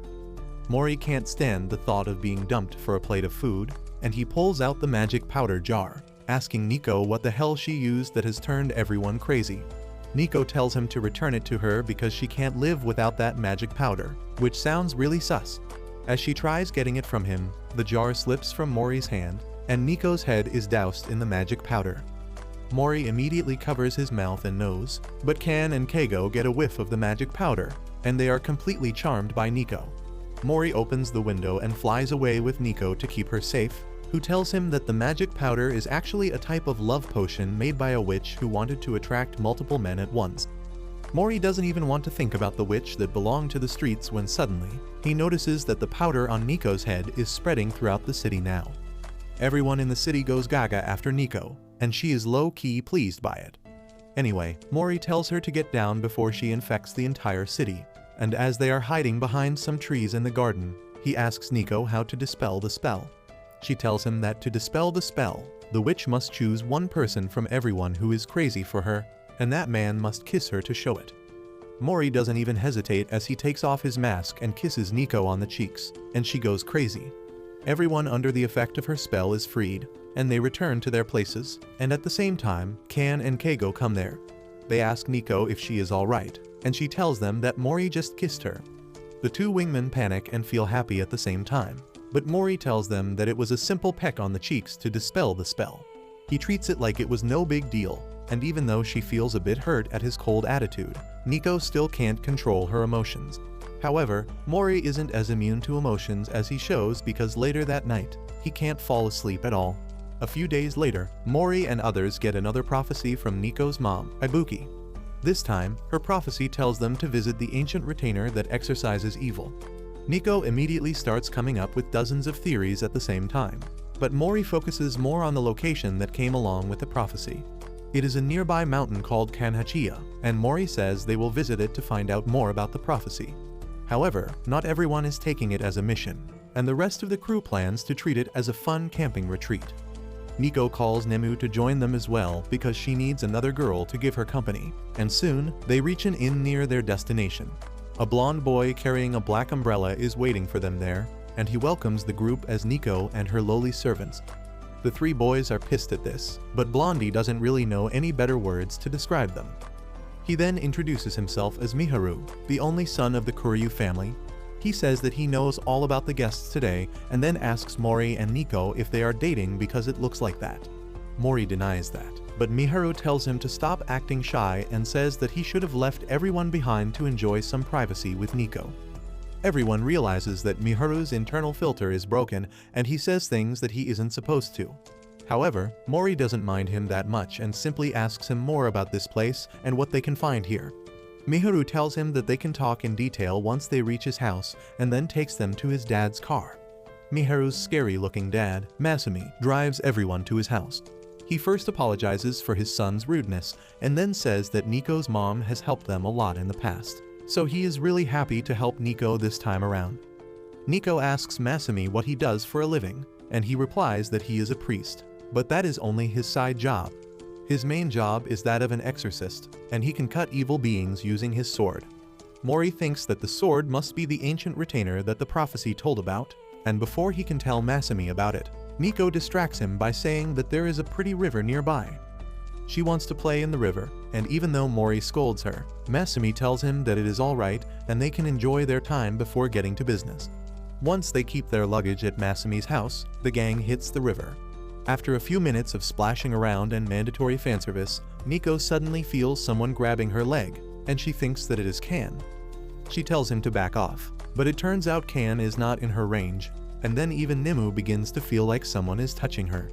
Mori is the first one to realize that it is the water that seems to be clinging to them, and he tells everyone to get out of the river because they are under attack from a warlock. The water suddenly turns purple, and they find themselves unable to get out of it. But Nico doesn't understand why their danger alarm wouldn't go off if there is a warlock nearby. Nemu says that if the warlock can attack them from a distance, he won't trigger the alarm, and she immediately spots the attacker, who was disguised as a fisherman. The warlock named Ryohei is using the flowing water to increase the range of his spell, and once he is confident that Nico and others can't get away, he decides to confront them head-on. He approaches them standing on a water pillar, and Kan is shocked because this is the first time he is seeing a male witch or warlock. Mori decides to fight back against the warlock, but he can't even move his legs. Nico and Nemu don't have their wands either, so he punches the water with his full strength to disperse it. However, even that doesn't help, and the water grips him even more tightly. Ryohei laughs as he says that they can't beat his magic and then kidnaps Nico, trapping her in a water sphere. Mori panics because there is no way to free her, and in a desperate attempt, he decides to chop off his own legs to rescue her. Just then, Miharu arrives there with snacks, and Mori tells him to get his dad here immediately because he can free Nico. Ryohei confidently declares that the old priest won't be able to defeat his magic, and Miharu agrees, saying that his dad only deals with low-level spirits. He sadly puts down his umbrella and then draws a sword hidden inside it, charging at Ryohei and cutting his water magic. Nico is freed from the water prison, and as Mori supports her, others ask Miharu if he can also use the sword that cuts through evil spirits. Miharu tells them that he can use any weapon to cut through magic and evil spirits because the power to do so runs in his family, and it manifested most strongly within himself. Everyone is surprised to hear that, and then Miharu asks them what to do with the warlock. Ryohei wakes up just as he is mentioned, and he tries surfing away, but Keigo has already transformed into a wolf, and he is hot in pursuit. He quickly catches up to Ryohei and knocks him out with a punch. However, the warlock takes that personally, and he unleashes his full power to kill everyone. While everyone else manages to avoid the attack, Miharu gets stabbed through the chest. Ryohei collapses after using up all his power, and Miharu lies on the ground with a hole in his chest. Everyone panics, and Mori asks Nico to use her healing magic on him, but she is too scared to do anything. Miharu also tells Mori that healing magic won't save him in time, and instead, he grabs his arm and starts absorbing his life force. Mori doesn't understand what is going on, but then suddenly, Miharu starts exclaiming like someone is hitting the spot inside him. Within seconds, he is completely fine, and no one can understand how that just happened. Miharu says that this is another of their family abilities, and he is immortal as long as he can absorb the life force of the people around him. Mori asks him just what is up with his family, and Miharu coldly replies that they are vampires. Everyone is shocked at this, but as they reach home, Masumi decides to give them a full explanation of what is happening. He says that vampires descend from a long line of bat familiars, and they have evolved over the generations like other familiars. Modern vampires don't drink blood, but they can absorb the magic or life force of other people just by touching their skin. Masumi says that he has only a little bit of that power, but his son was born with exceptional power that can allow him to defeat even warlocks. After that, Miharu interrogates Ryohei, who says that a strange man approached him with a job to kidnap Nico, and he did it only for money. That is all he can tell them, and he tells Miharu to kill him if he wants now. Miharu turns to Mori for orders, but Nico tells him to stop because she doesn't want to take anyone's life. She still feels bad about what happened to the tiny warlock the other day, and she doesn't want another person to suffer like her. She suddenly gets an idea and asks Masumi if it is possible to absorb all of the warlock's magic power, leaving him as a normal human. He replies that Miharu might be able to do it, but he will also absorb a lot of Ryohei's life force in the process, eventually killing him. Nico says that she can heal him with her magic while Miharu absorbs his life force, and that way they can keep him alive while neutralizing him. Everyone likes the idea, and soon Miharu begins extracting Ryohei's magic while Nico keeps him alive with her healing magic. Miharu then cuts through the extracted magic with his sword, and once that is done, both of them collapse, and Mori rushes in to catch them. He asks Miharu to take some of his life force to recover, while Nemu feeds some red bean buns to Nico so that she can regain her energy as well. Meanwhile, Ryohei realizes that he has lost his magic and turned into a normal human. Masumi asks him to think about his life and the decisions that led him here. He begins recalling how he lived a crappy life and everyone called him an idiot. He even fell prey to a scam, and as he was crying next to a river about his unfortunate life, a gust of wind pushed him into the water. It was then that his powers awakened, and just as he came out of the water, a mysterious stranger came to him with a job to kidnap Nico in exchange for enough money to restart his life.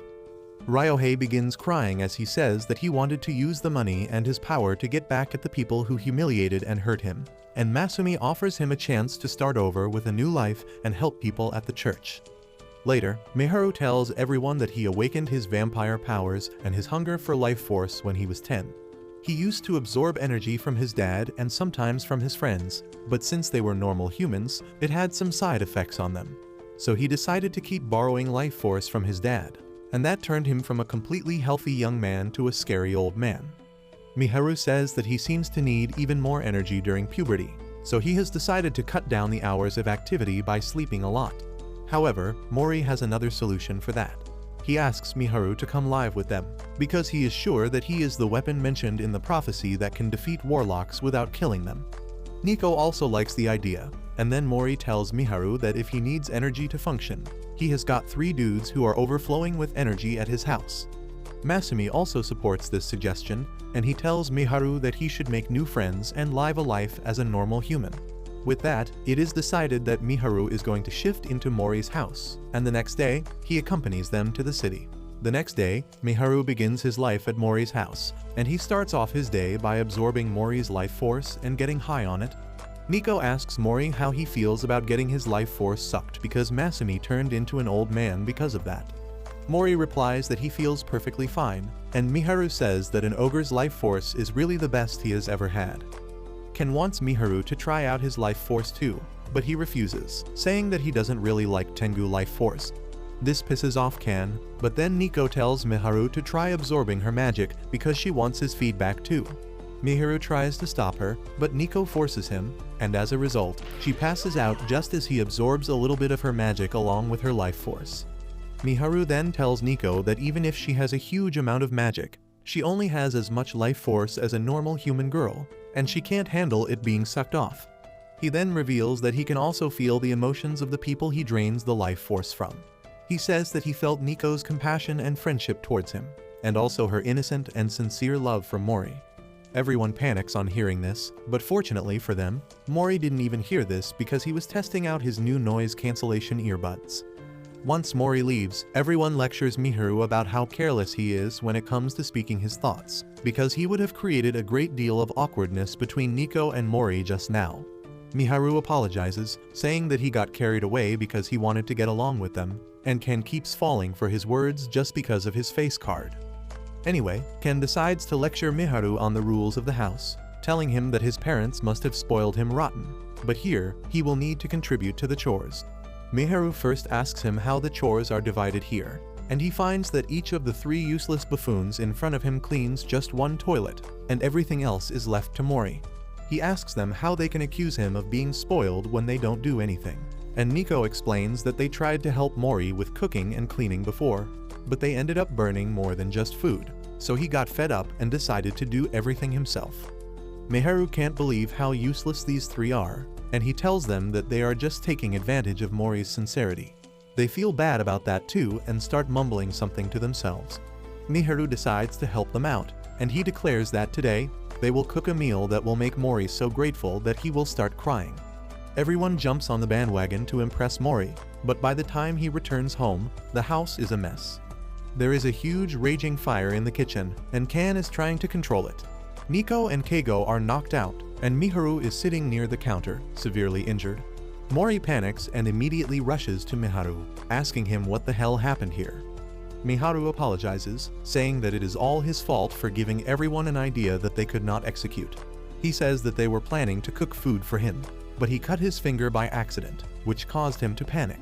He tried absorbing Keigo's life force to heal himself, but he fainted because right now he is a normal human. On the other hand, Nico lost her concentration because of them, and she poured water on hot oil, creating a fire pillar. Ken tried to put it out using his wind staff, but he ended up spreading it even further, giving Miharu some second-degree burns and knocking Nico out because of a panic attack. Mori can't believe the clumsiness of the people he lives with, but he manages to get the situation under control somehow. After that, Miharu apologizes to him because he is the one responsible for all this mess.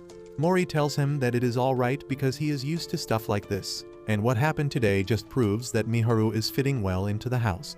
Miharu is pleased to hear that, and he says that he absorbed the life force of everyone today, and he found that everyone thinks living here is fun. A couple days later, Ken tells Miharu that he lost his umbrella when he went to the convenience store this morning, and Miharu panics. He asks him how he could lose the second most precious thing to him and tells him to unalive himself to make up for it. Ken tells him to calm down as he begins reciting the story of how it happened. He took the umbrella and headed over to the local convenience store, when a guy stopped him on the way and asked about an address. Ken says he asked him to hold the umbrella while he drew a map, but then suddenly, the man vanished along with the umbrella. Miharu can't even believe his ridiculous story and thinks that he is lying, but Ken starts describing the man who looks like a thief from a children's show.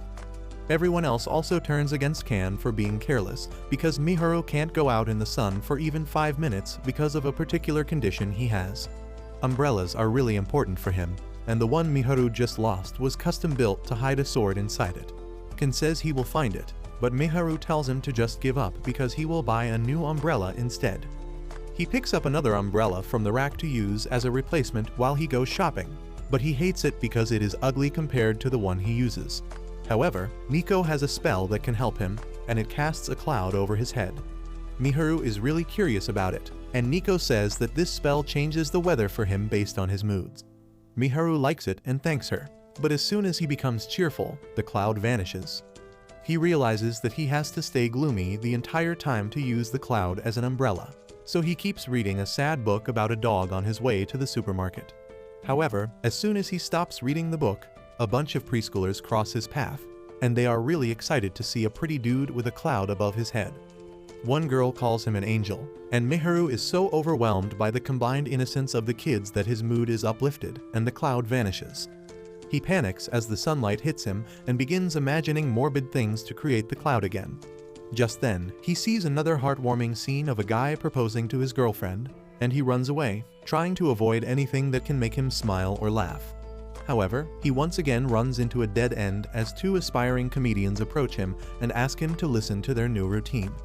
Miharu thinks he is going to suffer now, but luckily, they are not funny at all, and it even starts snowing over him because of how bored he is. However, he tells the two of them to continue working hard on their project, and they thank him because he is one of the rare people who supported them, while everyone else called them ugly creeps. Miharu tells them to punch bastards who try to put them down and says they are doing a great job of turning their weakness into a skill. He walks away with that, remembering his own story of how being born as a powerful vampire made him weak to sunlight. It suddenly starts raining on him, but then he sees the guy in front of him is carrying his umbrella. Miharu gets furious and confronts the man, lightning falling around him. He tells him to return the umbrella, but the man asks him for proof that it belonged to him. Miharu then notices that the man looks exactly like Kan described, and the moment his doubts are cleared, the clouds vanish too.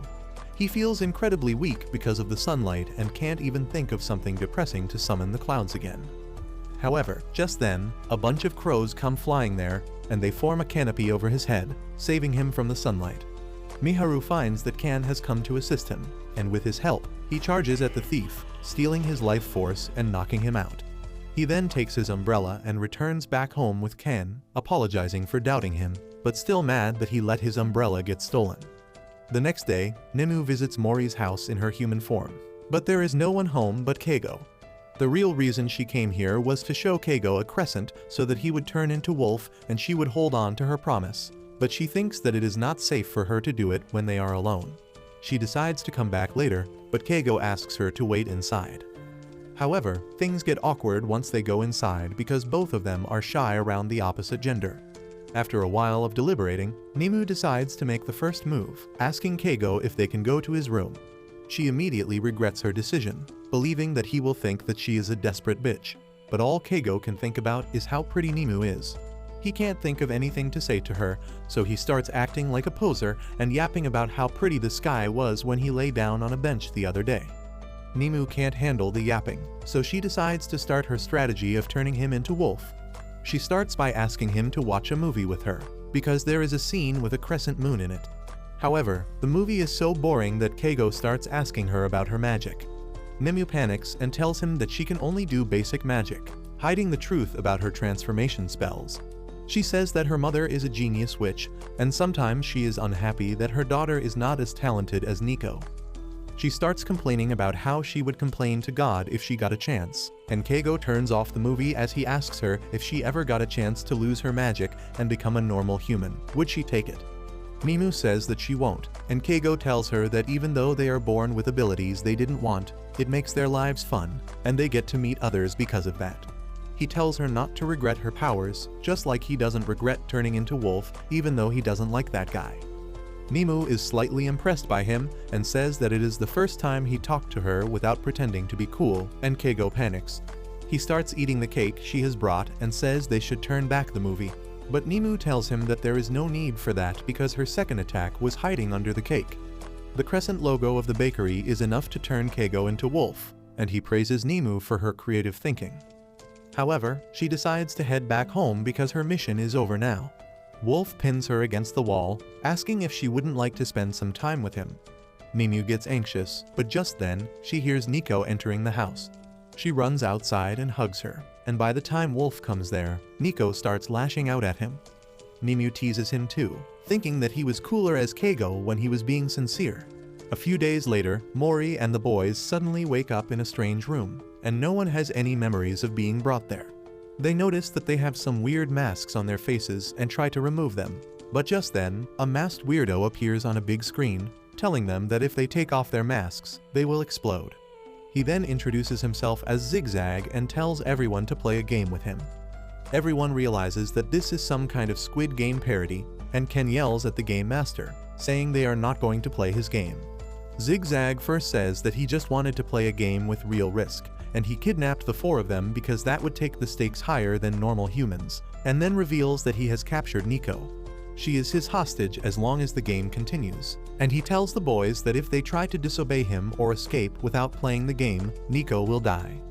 Mori decides to accept Zigzag's conditions now that Nico's life is at risk. The game master is pleased to hear that, and he does some random bullshit like naming the four boys after snakes and explaining that they are going to use 9 types of dice in the game. While some dice are normal, there is a set of 6 dice with the same number on 3 sides, which increases the probability of rolling that number. After that, the game is basically like snakes and ladders, and they have to move according to the number on the dice they roll. If a chasing player lands on the same block as another player, the one who got chased will be eliminated from the game. Zigzag continues his rule yapathan, and after a point, the boys stop listening to him entirely. The game begins with that, and everyone rolls their dice. Ken lands on a cross, which means he has to skip the next turn, but on the next round, Mori rolls a 6 and lands on the same block as him, eliminating him from the game. Ken is devastated that he lost so early, and he lashes out at the game master for creating such a pathetic game. He begins pointing out all the faults of his boring game, and Zigzag is disheartened. Even Miharu supports Ken, saying that there are too many rules in the game that don't make any sense, and they need to change them. Zigzag ultimately gives in to their demands, and the boys sit down to amend the rules of the game. Mori makes it even more ridiculous than it already is, but Zigzag has fun listening to his additions. However, Miharu suddenly wonders why they are so eager to play this game in the first place. Just then, Nico comes there, and Miharu and Ken are shocked to see her.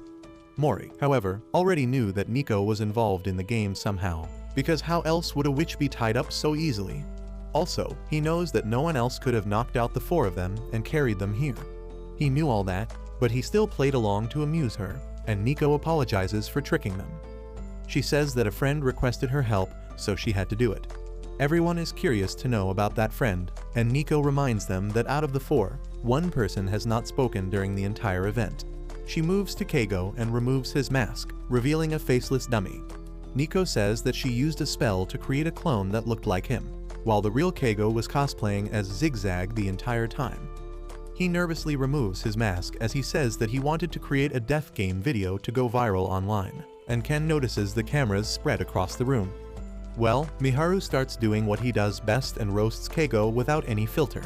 He tells him that with such a complicated but boring game, there is no way he will get any views on the video. However, he was underestimating the online mob, who can watch just about anything, and Keigo's video actually goes viral.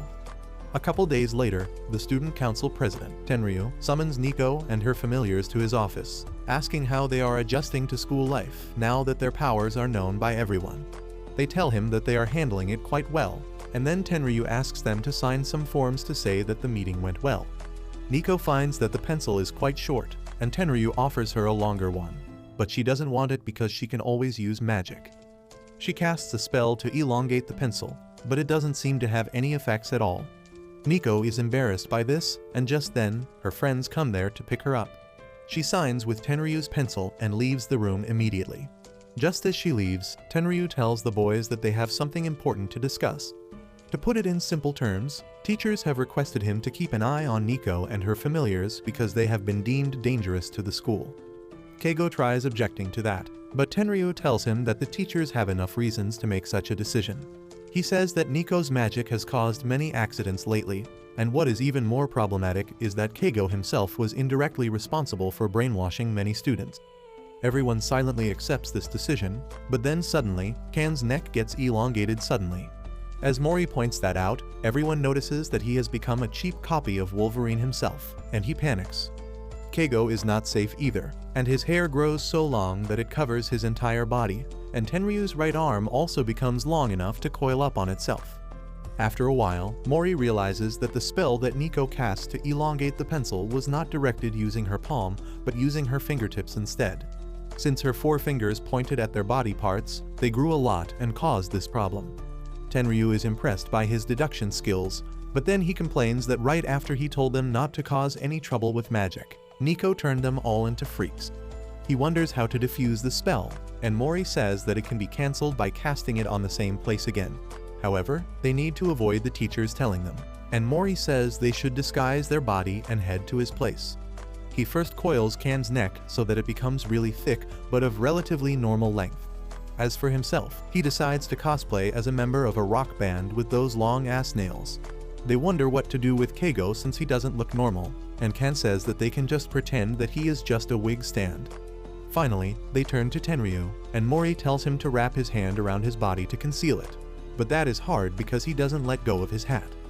Eventually, he takes off the hat and wraps his hand around his body, and to make it less suspicious, he puts on a sash saying that he is the student council president. However, now his hand doesn't reach his head, and he tilts his neck a bit to make sure that the hat is still on his head. Just then, a teacher arrives there, and Mori goes to distract him. The teacher is surprised by his nails, but Mori tells him that they are fake and he is trying to cosplay Wolverine on a budget. Tenryu also comes there, and when the teacher asks about his neck, he replies that he slept wrong and now he has to keep it tilted to keep it pain-free. The teacher then notices Kan, who suddenly starts working out, saying this is the reason behind his thick neck. The teacher doesn't even notice Keigo and leaves, and finally, the boys can escape the situation.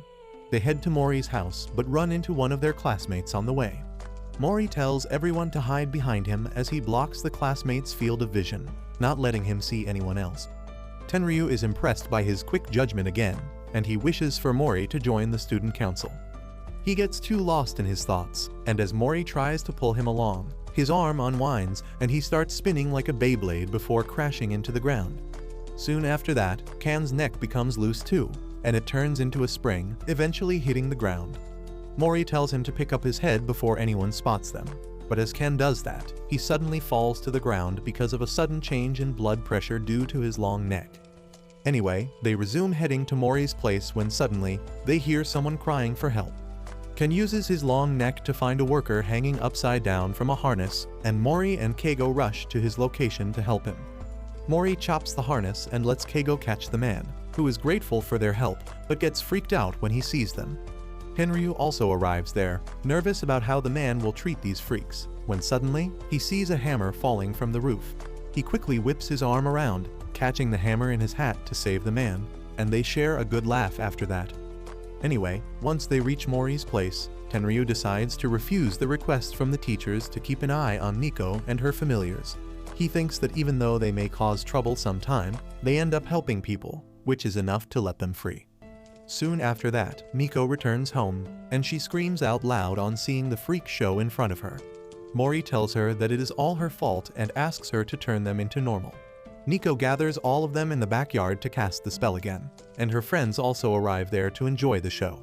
Nico then casts the spell to make things long again, but she misses yet again, and Kan gets his chin elongated, while Miharu becomes a real-life Pinocchio. Kara and Cuckoo also get their teeth and eyelashes elongated, and Nico can only act silly that her aim is not good. A few days later, Nico goes to help out Kara, whose family is in charge of a local shrine.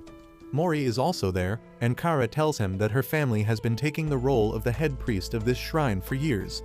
She begins telling him how peaceful the environment here is when suddenly, she sees a paper cat walking. She freaks out, but Nico tells her to calm down because she created the cat with a spell.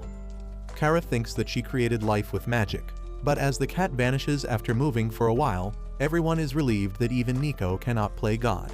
Kara also decides to try the magic spell out, and she cuts out a doll shape that she claims is a bird. No one wants to argue with someone with poor craft abilities, so they let her call that doll a bird, and Kara tosses it in the air to see if it flies. Surprisingly, the paper doll flies, and even as time passes, it does not disappear, making Nico realize that Kara did the impossible and created life from nothing. Everyone starts analyzing the paper doll, and Mori says that it looks like a shikigami that legendary priests and exorcists use to contain useful spirits. He says that Nico's power, the atmosphere of the shrine, and Kara's priestly bloodline must have worked together to imbue life in this shikigami. The shikigami thanks Kara for bringing it to life, but she tells it that she can't take it home since pets are not allowed in her apartment. She tells Nico to take it because her magic is also responsible for creating this thing, but she makes up an excuse and runs home.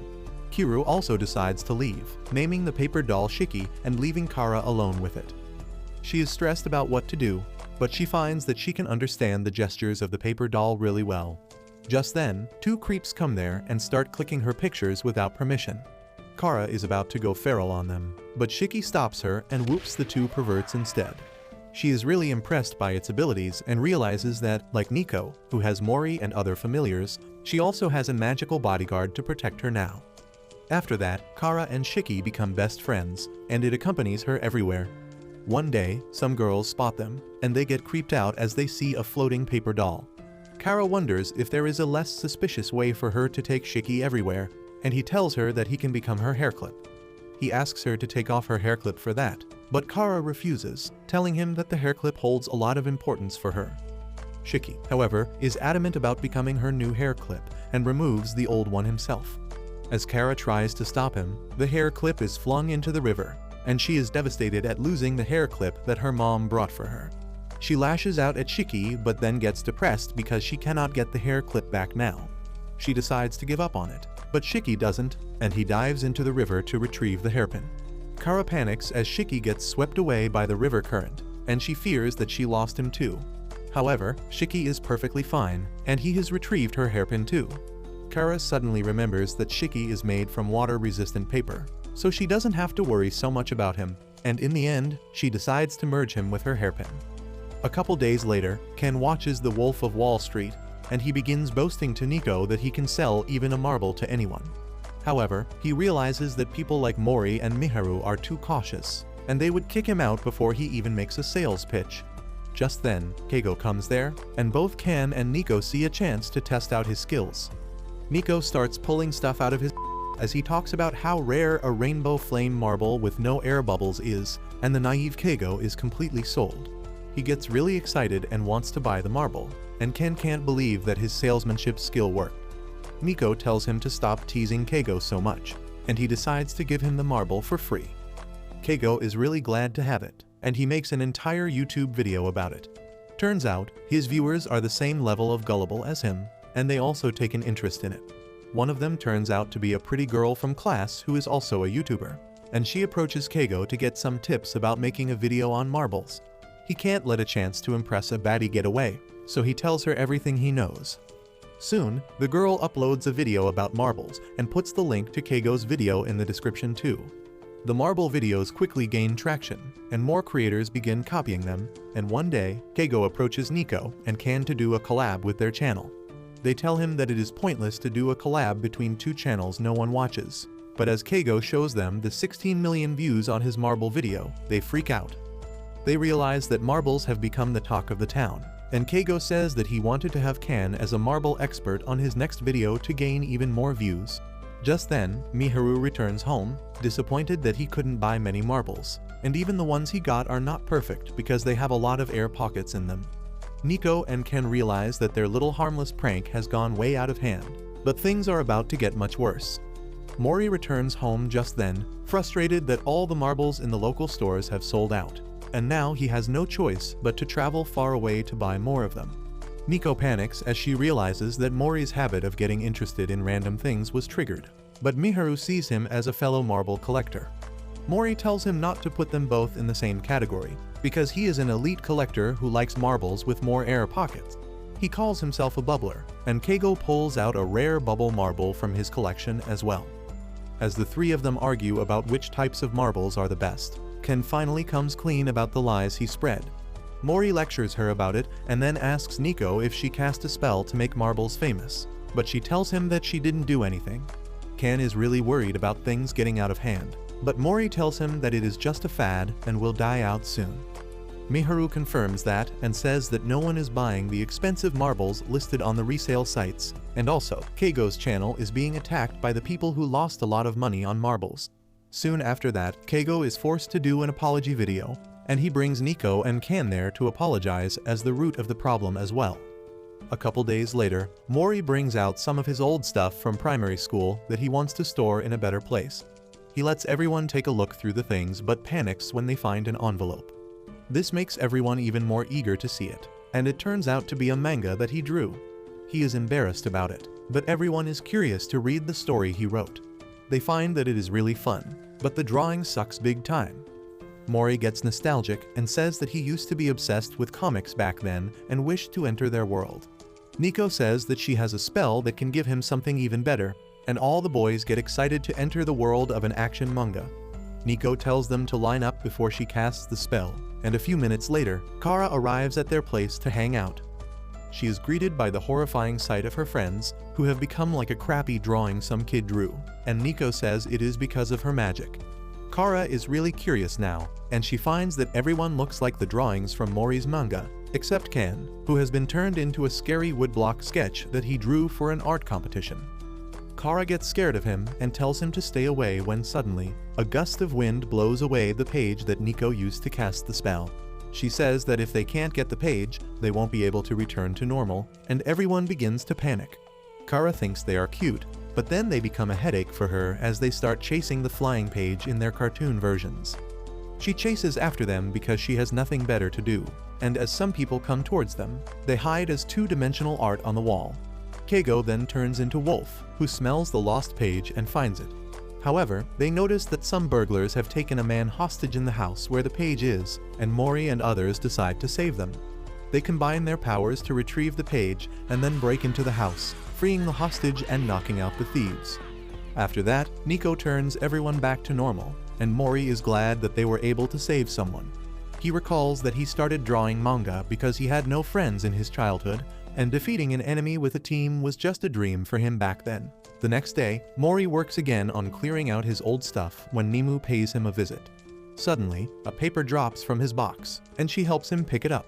It is a letter from Nico in which she tells Mori that she will always be his friend, and he tells Nimu that this letter gave him hope when he had no other friends, and he kept it pinned to the wall for 5 years. Later, Nemu shows the letter to Nico, and she remembers the incident where it was torn and Mori collected all the pieces to repair it. She suddenly lets out an excited scream because Mori is not there to hear it. Everyone suddenly asks her where Mori is, and she tells them that today is the anniversary of Mori's mom's death, so he has gone to visit her grave. Nimu is surprised to hear this news, and even Keigo and Ken don't know much about Mori's family. Nico tells them that Mori has a hard time opening up to others and he had a rough childhood, but he is slowly opening up to them. On the other hand, Mori is at his mother's grave, and he talks about how she used to be worried about him not having any friends. He was worried that it would negatively affect her health, so he used to lie about having a lot of friends, when in reality, he had no one. Nico was his only friend in those times, and she was always clumsy enough to cause trouble for him. He remembers that she used to play with him even when everyone else treated him like an outcast. She even used to fight them on his behalf, but Mori felt bad about her getting isolated because of that. He told Nico that she should stop playing with him because he didn't need any friends, and she told him not to say those things out loud because words have power. Mori refused to believe her, but Nico told him that witches have that power to turn their words into reality. That suddenly gave her an idea, and she told Mori to head home because she wanted to play alone. Once he left, she started writing him a letter imbued with her magic power, hoping that it would cheer Mori up. However, the bullies arrived there just then and tore up the letter, telling her to play with them instead of the loser. Nico got mad at them and used her lightning power to attack the bullies, but luckily, Mori came back just then and stopped her. The bullies ran away as soon as Nico cancelled her spell, but then she started crying that they tore her letter. Mori consoled her and then put the torn pieces back together. Nico also finishes telling this story to her friends at the same time, and Miharu gets emotional because he didn't know this is what Mori had to go through. Nico tells him that he still has problems with his boundaries because of his isolated past, but he is working on it thanks to the special people that surround him here. However, she immediately starts throwing a tantrum after that, saying that Mori only considers her a friend and he isn't falling for her no matter what she tries. She is frustrated, and Ken says that she doesn't seem to have any chances of escaping the friend zone anytime soon. Suddenly, Nimu realizes that the cause of this problem might be the letter itself, because she knows that if a witch puts her feelings into words, the target might get affected by it if they stare at it long enough. She realizes that Nico's desire to be friends with Mori has actually turned into a curse, and that is why he can't see her in a romantic light. She begins wondering how she can help Nico when suddenly, Nico decides to go to the convenience store. Miharu tags along as a bodyguard, and then Nimu tells Ken and Keigo about her discovery. The boys immediately come up with the idea of telling this to Nico so that she can cancel the curse, but Nimu tells them that it is not so easy. She says that attacking others is forbidden for witches, and even though it was unintentional, this curse still counts as an attack. She thinks that if Nico learns about this, she may get depressed and go towards the dark side. The boys agree with that reasoning, and they suggest that they can tell Mori about it instead so that he can realize the limiter placed on his feelings and overcome it like he usually does. Nimu fails that idea too because it might have the opposite effect of what they think. Since they can't tell Nico or Mori, everyone gets depressed, but Nimu wants to help her friends somehow. She decides that they just need to increase the feeling of love in Mori's heart till it breaks the barrier of friendship, and the boys immediately agree with her. However, as they are discussing how to do that, Nico returns home and starts crying about the lack of love in her life again. She turns to Can, and he fumbles through his words before saying that if only there was a spell to find out Mori's true feelings, they could come up with a plan. Nico nervously says that there is a spell that can tell what feelings someone has for another person, but she thinks it is not a good idea to use it. Her friends completely disagree with her, so Nico tells them about the spell that works when someone sees a picture of another person. If there are romantic feelings, a flower will bloom on their head, but if they are friends, a bug will appear there instead. Nico first gives a demo by seeing Mori's picture, and a big pink rose appears on her head. Next, she uses the same spell on Can as he looks at her, and 2 flies appear over his head. She does the same with other pairings to see what kind of friends they are, but when she tries to use it to find what Nemu feels about Keigo, she tells her to stop because she is not comfortable. Just then, Mori returns, and Nico starts panicking. Can asks her to calm down and cast the spell on Mori from behind so that she doesn't get caught. They soon move to the backyard, and everyone starts acting sus around Mori.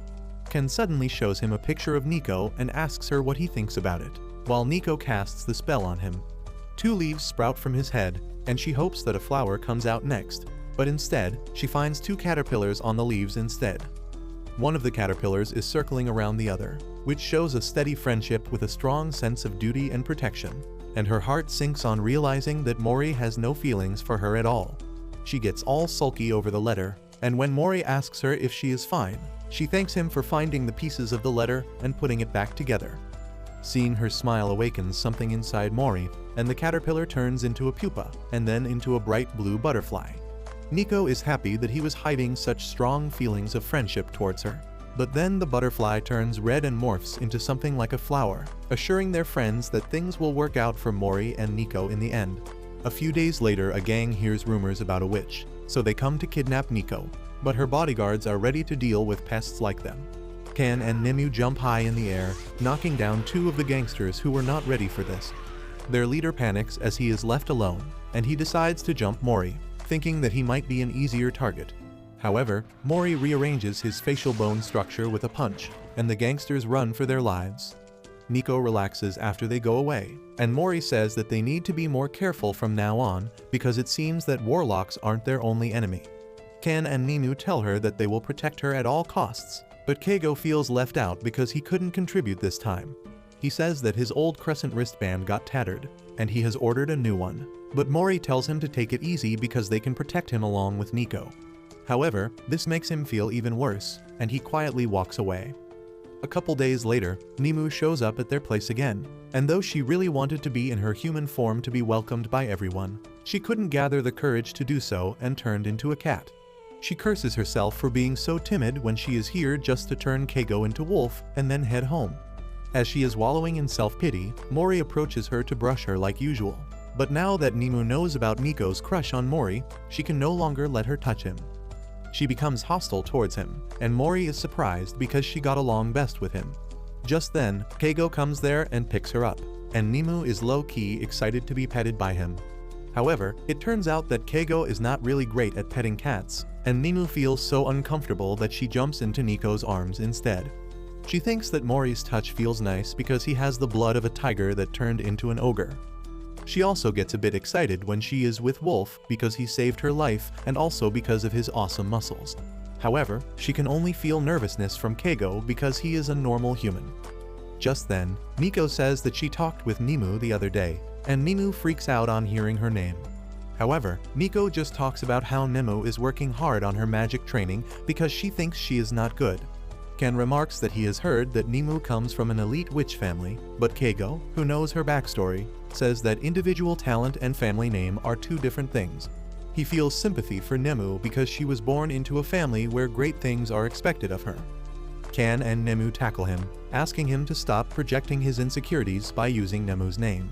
However, Keigo feels that he is a loser who can't do anything without Wolf, so it is only right for him to pity himself. Later that day, Nico tells Keigo that she has been experimenting with enchanting different items with magic, and she has put flight magic in a ring. She wants Keigo to use it, and he asks her if she is giving it to him because he is useless. Nico replies that she is not so narrow-minded and says that she thought he was the best candidate for it because he used to be an athlete. Keigo decides to take the ring and chants the spell to activate it. He suddenly finds himself floating in the air, and Nico tells him to concentrate because the spell is difficult to control. However, that is easier said than done, and Keigo hits the wall multiple times before ending up in the bushes. Nico then tells him that the higher he flies with this spell, the more difficult it will be to control, and it will also consume more magic. It is basically magic to float close to the surface of the ground, and though Keigo thinks that it is pretty bad, he decides to turn it into his weapon. The next day, he practices controlling the flight magic in a park, but it is still too difficult for him, and he gets all beat up. He recalls that Nico told him to be confident while using the spell because the control largely depends on that. That is really hard for Keigo to do, and suddenly, he hears Nemu asking him if he came to practice in private to work on his confidence. Keigo panics on seeing her and asks her why she is here, and Nemu tells him that she went to their place and learned that he was practicing magic, so she got curious. However, her real mission remains turning him into wolf. She then begins talking about the floating spell cast on the ring and says that it is one of the beginner-level spells that all witches learn. But since flying on brooms is easier, no one uses it anymore. Keigo is curious to see how the spell actually works, and Nemu decides to show it to him. She is perfectly stable as she floats in the air, and Keigo is amazed. He says that she is not bad at magic at all, and Nemu gets nervous. She says that she is good at basic stuff but doesn't have any special talent like her mom or Nico. Seeing her low self-esteem, Keigo remarks that they both are quite similar, but Nemu doesn't think they are similar because Keigo is making an effort to get better. Suddenly, he asks her if she has a special magic that she is keeping secret, and Nemu begins to wonder if she should tell him about it. She realizes that she hid her transformation spell from everyone all this time because she was too embarrassed to let Mori find it out after he petted her. However, now that she is not going to let him touch her anymore, she wants to reveal her secret. She wants to tell Keigo because she wants him to understand her. But just as she begins to speak, her mother's words echo in her head. Her mother had once told her that she doesn't need to be understood by others because that will only bring sympathy. She had told Nemu that elite witches keep a lot of secrets, and they shouldn't talk to people much because that always has some risk. Nemu's mom told her that she was too emotional for that and ordered her to kill her emotions and hide her magic from everyone. The little Nemu cried on hearing this but obeyed her psychopathic control freak mom, who was really happy to brainwash her. After recalling all that, Nemu no longer wants to tell Keigo about her transformation spell. However, those memories disturb her mental state badly, and her flight spell goes out of control. She suddenly rises high up in the air, and as the spell becomes harder to control, she panics even more, leading to a vicious cycle. On the ground, Keigo realizes that she is in trouble, and he asks her to calm down, but that doesn't do anything. Nemu suddenly loses consciousness and begins heading towards a residential area, and Keigo realizes that he has no other choice but to stop her and bring her back to the ground safely. He activates his flight magic, but it is not easy for him to control either. He starts losing confidence, but then remembers Nico's words that he can control the spell because he is a former athlete. He focuses hard to bring himself closer to the ground, just a few millimeters above the surface, so that he can control the spell fully without losing any energy. It starts feeling like the time he used to be an ice skater, and Keigo finally realizes how to use the spell to its full potential. He begins skating on the ground, quickly chasing after Nemu. On the way, a truck comes in his direction, and he gracefully jumps over it. However, that disturbs his balance for a bit, but he forces himself to reach closer to the ground so that he can continue his chase. He soon catches up to her and asks her to lower her altitude, but Nemu is scared that she will crash on the ground. Keigo realizes that he can't talk her into coming close to him, so he comes up with another idea instead. He asks her to fly as high as she can, and Nemu is confused because that doesn't even make any sense. However, Keigo asks her to trust him, and she decides to follow his suggestion. She goes as high as she can, and the spell begins consuming her magic power quickly. She falls to the ground as soon as her magic runs out, and Keigo is right underneath her to catch her. As Nemu falls into his arms, she feels something she has never experienced before. She imagines herself floating through a flower field while holding on to a giant dandelion. But as her dream ends, she finds Wolf in front of her instead of Keigo, because she was wearing a crescent pendant to force him to transform, and it accidentally spilled out when he caught her. Nimue tells Wolf to turn back into Keigo because she has not even thanked him yet, but he doesn't care about that. He is more interested in the fact that Nimue was about to tell her secret to Keigo, and she nervously tells him that she can do whatever she wants, and that would mean that their deal has to come to an end. Wolf says he is fine with that because he respects everyone's freedom, and he tells Nimue to do whatever she thinks is right. Well, his words confuse her, and in the end, Nimue decides to postpone revealing her transformation spell to Keigo. Instead, the next time she visits Mori's house as a cat, she heads straight for Keigo and sits in his lap, enjoying his gentle touch. A couple days later, Miharu gets ready to go to school, but he is disappointed on learning that Mori has already left the house. He wanted to get a daily dose of energy in the morning itself, but since Mori is not available and Keigo and Nico can't help him, he decides to rely on Kan instead. However, Kan shoos him away, telling him that he needs to pay if he wants to suck his energy. Miharu can't believe that Kan is going to charge him even though they are friends, and he decides to leave the house without absorbing energy. However, he warns Kan that when he meets Mori in the evening, he will snitch about his greed, and Kan panics because he doesn't want to get lectured. Anyway, once Miharu reaches school, he finds that the sun is shining a bit too brightly for his liking today. He decides to avoid going out in the sun, but then he notices some bullies trying to steal money from a boy. He steps in casually and the bullies scatter because they don't want anyone to catch them red-handed. The boy thanks Miharu, who asks him to talk to the teachers if someone is bothering him. However, just as he is about to leave, the student council president grabs his hand, telling him that because of him, he couldn't get evidence of the bullies stealing from other kids. Miharu asks him how the hell was he supposed to know about his little sting operation, and the president agrees. He recalls that Miharu is a new transfer student and tells him to not attract too much attention because the bullies might target him. Miharu says that he is not an attention-hungry guy, but right as he goes to the classroom, he is surrounded by all the girls who want to get a piece of him. He acts like a cool and nonchalant person in front of them because he tried to put on an act on the first day of the school to avoid getting people too close to him. He has been forced to keep up the act ever since then, and now he wishes that he could stop it.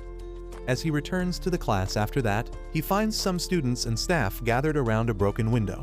They complain about a masked student who has been breaking the windows for apparently no reason, and wish that he talks to the teachers or his friends if he has any issue. Miharu ignores the commotion, thinking that it is not easy for everyone to trust their teachers or classmates. He thinks that he is the same because he can't reveal his true powers to anyone here. He thinks that he doesn't need friends at school because he has got enough at home. But just as he is heading home, the bullies from before ambush him for revenge. Miharu decides to drain their energy because he is feeling hungry, but he fears that he won't be able to control the amount of energy he steals from them. However, just as the bullies are about to hit him, the masked student arrives there and whoops their ass. They run away immediately, and then the masked student turns to Miharu, telling him to run away or he will beat him too. Miharu, however, is feeling too hungry, so he grabs the masked man's hands and begins absorbing his power. He suddenly realizes that it is the student council president Rui behind the mask because he touched him once before. He asks the president what he is doing here, and he removes his mask to ask Miharu how he figured it out. Miharu replies that he never forgets a person he touches once.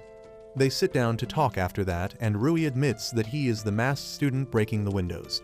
He says that he has a condition where he becomes violent once enough stress builds up inside him, and he needs to express it by destroying something. He believes that he is a descendant of Dr. Jekyll who would turn into a monster named Hyde if he was stressed. Miharu doesn't believe him fully, but Rui says that he wants to report to the teachers about breaking the windows because he feels guilty. Miharu tells him that it is a good idea, but he shouldn't tell them about his condition because everyone has a couple secrets they never share with everyone. He says that he himself has a secret Rui won't believe, but Rui is confident that he will believe almost anything now. He begins telling Miharu that some humans have descended from monsters like ogres, tengu, and werewolves. Miharu is about to tell him that he is a vampire too, but Rui doesn't give him the chance and says that he has heard stories about a group of humans descending from monsters and attending school as normal people. He is determined to find the truth about them and meet them, and then Miharu finally snaps, yelling at him that he is a vampire and a part of the group he just mentioned. After that, Miharu and Rui become friends, and Rui's pent-up energy becomes a source of Miharu's nutrition, benefiting both of them. A couple days later, Keigo tells Mori that he wants Nico to join his YouTube channel because he is not getting any views. Mori scolds him for trying to use Nico to bait in some views, and Kan and Miharu tell him to work on his content rather than such cheap tactics. However, Nico is flattered to hear that she is cute enough to attract more viewers. She suddenly gets an idea and tells Keigo that if he can't find a baddie, he should become a baddie. She then casts a spell that turns him into a girl, and the genderbend Keigo shoots a video pretending to be his sister. He still keeps yapping about how he has got unique taste and cuts his bangs on the video, and that is all he does. His friends don't think that his content has gotten any better, but the number of views and comments don't lie. The videos that Keigo has posted as his little sister have gotten much more views and comments on them, and that makes Mori realize something. He figures out that Keigo rambling about himself all the time is pretty much a female trait, and there are other people in their group who have some female behavior traits as well. He gets fired up as he gets a new idea, and the next video Keigo shoots features a genderbend Kan as well. Mori watches them from behind the camera, and he realizes that they don't even need to do anything differently to appear girly. The video gets really popular because of all the lonely simps on the net, and Mori decides to go all in with a new addition to the crew in the form of a female Miharu. Well, he brings in even more viewers and subscribers because of his cute looks, and everyone begins hailing Mori as a visionary producer and director. Mori is not finished with his project yet, and he decides that they will do a live stream next time to interact better with the audience. Everyone thinks that he is getting too fired up when he has no real stakes in the channel or the video, and they ask him why doesn't he turn into a girl as well to help them. Mori freaks out on hearing that and says that he doesn't want to see how he looks as a girl, but in the end, he turns into a cool and reliable girl with glasses and teaches dance to his friends on the live stream. More views start pouring in, and all of them get their separate fan bases. As their first dance routine ends, Kan bends in front of the camera to pose, and his cap looks like a crescent, which is enough to turn Keigo into a female wolf. Wolf knows that they have turned into girls for more views, and he tells them that he can get them all the views they want. He immediately strips in front of the camera, and as he promised, the views and comments flood in.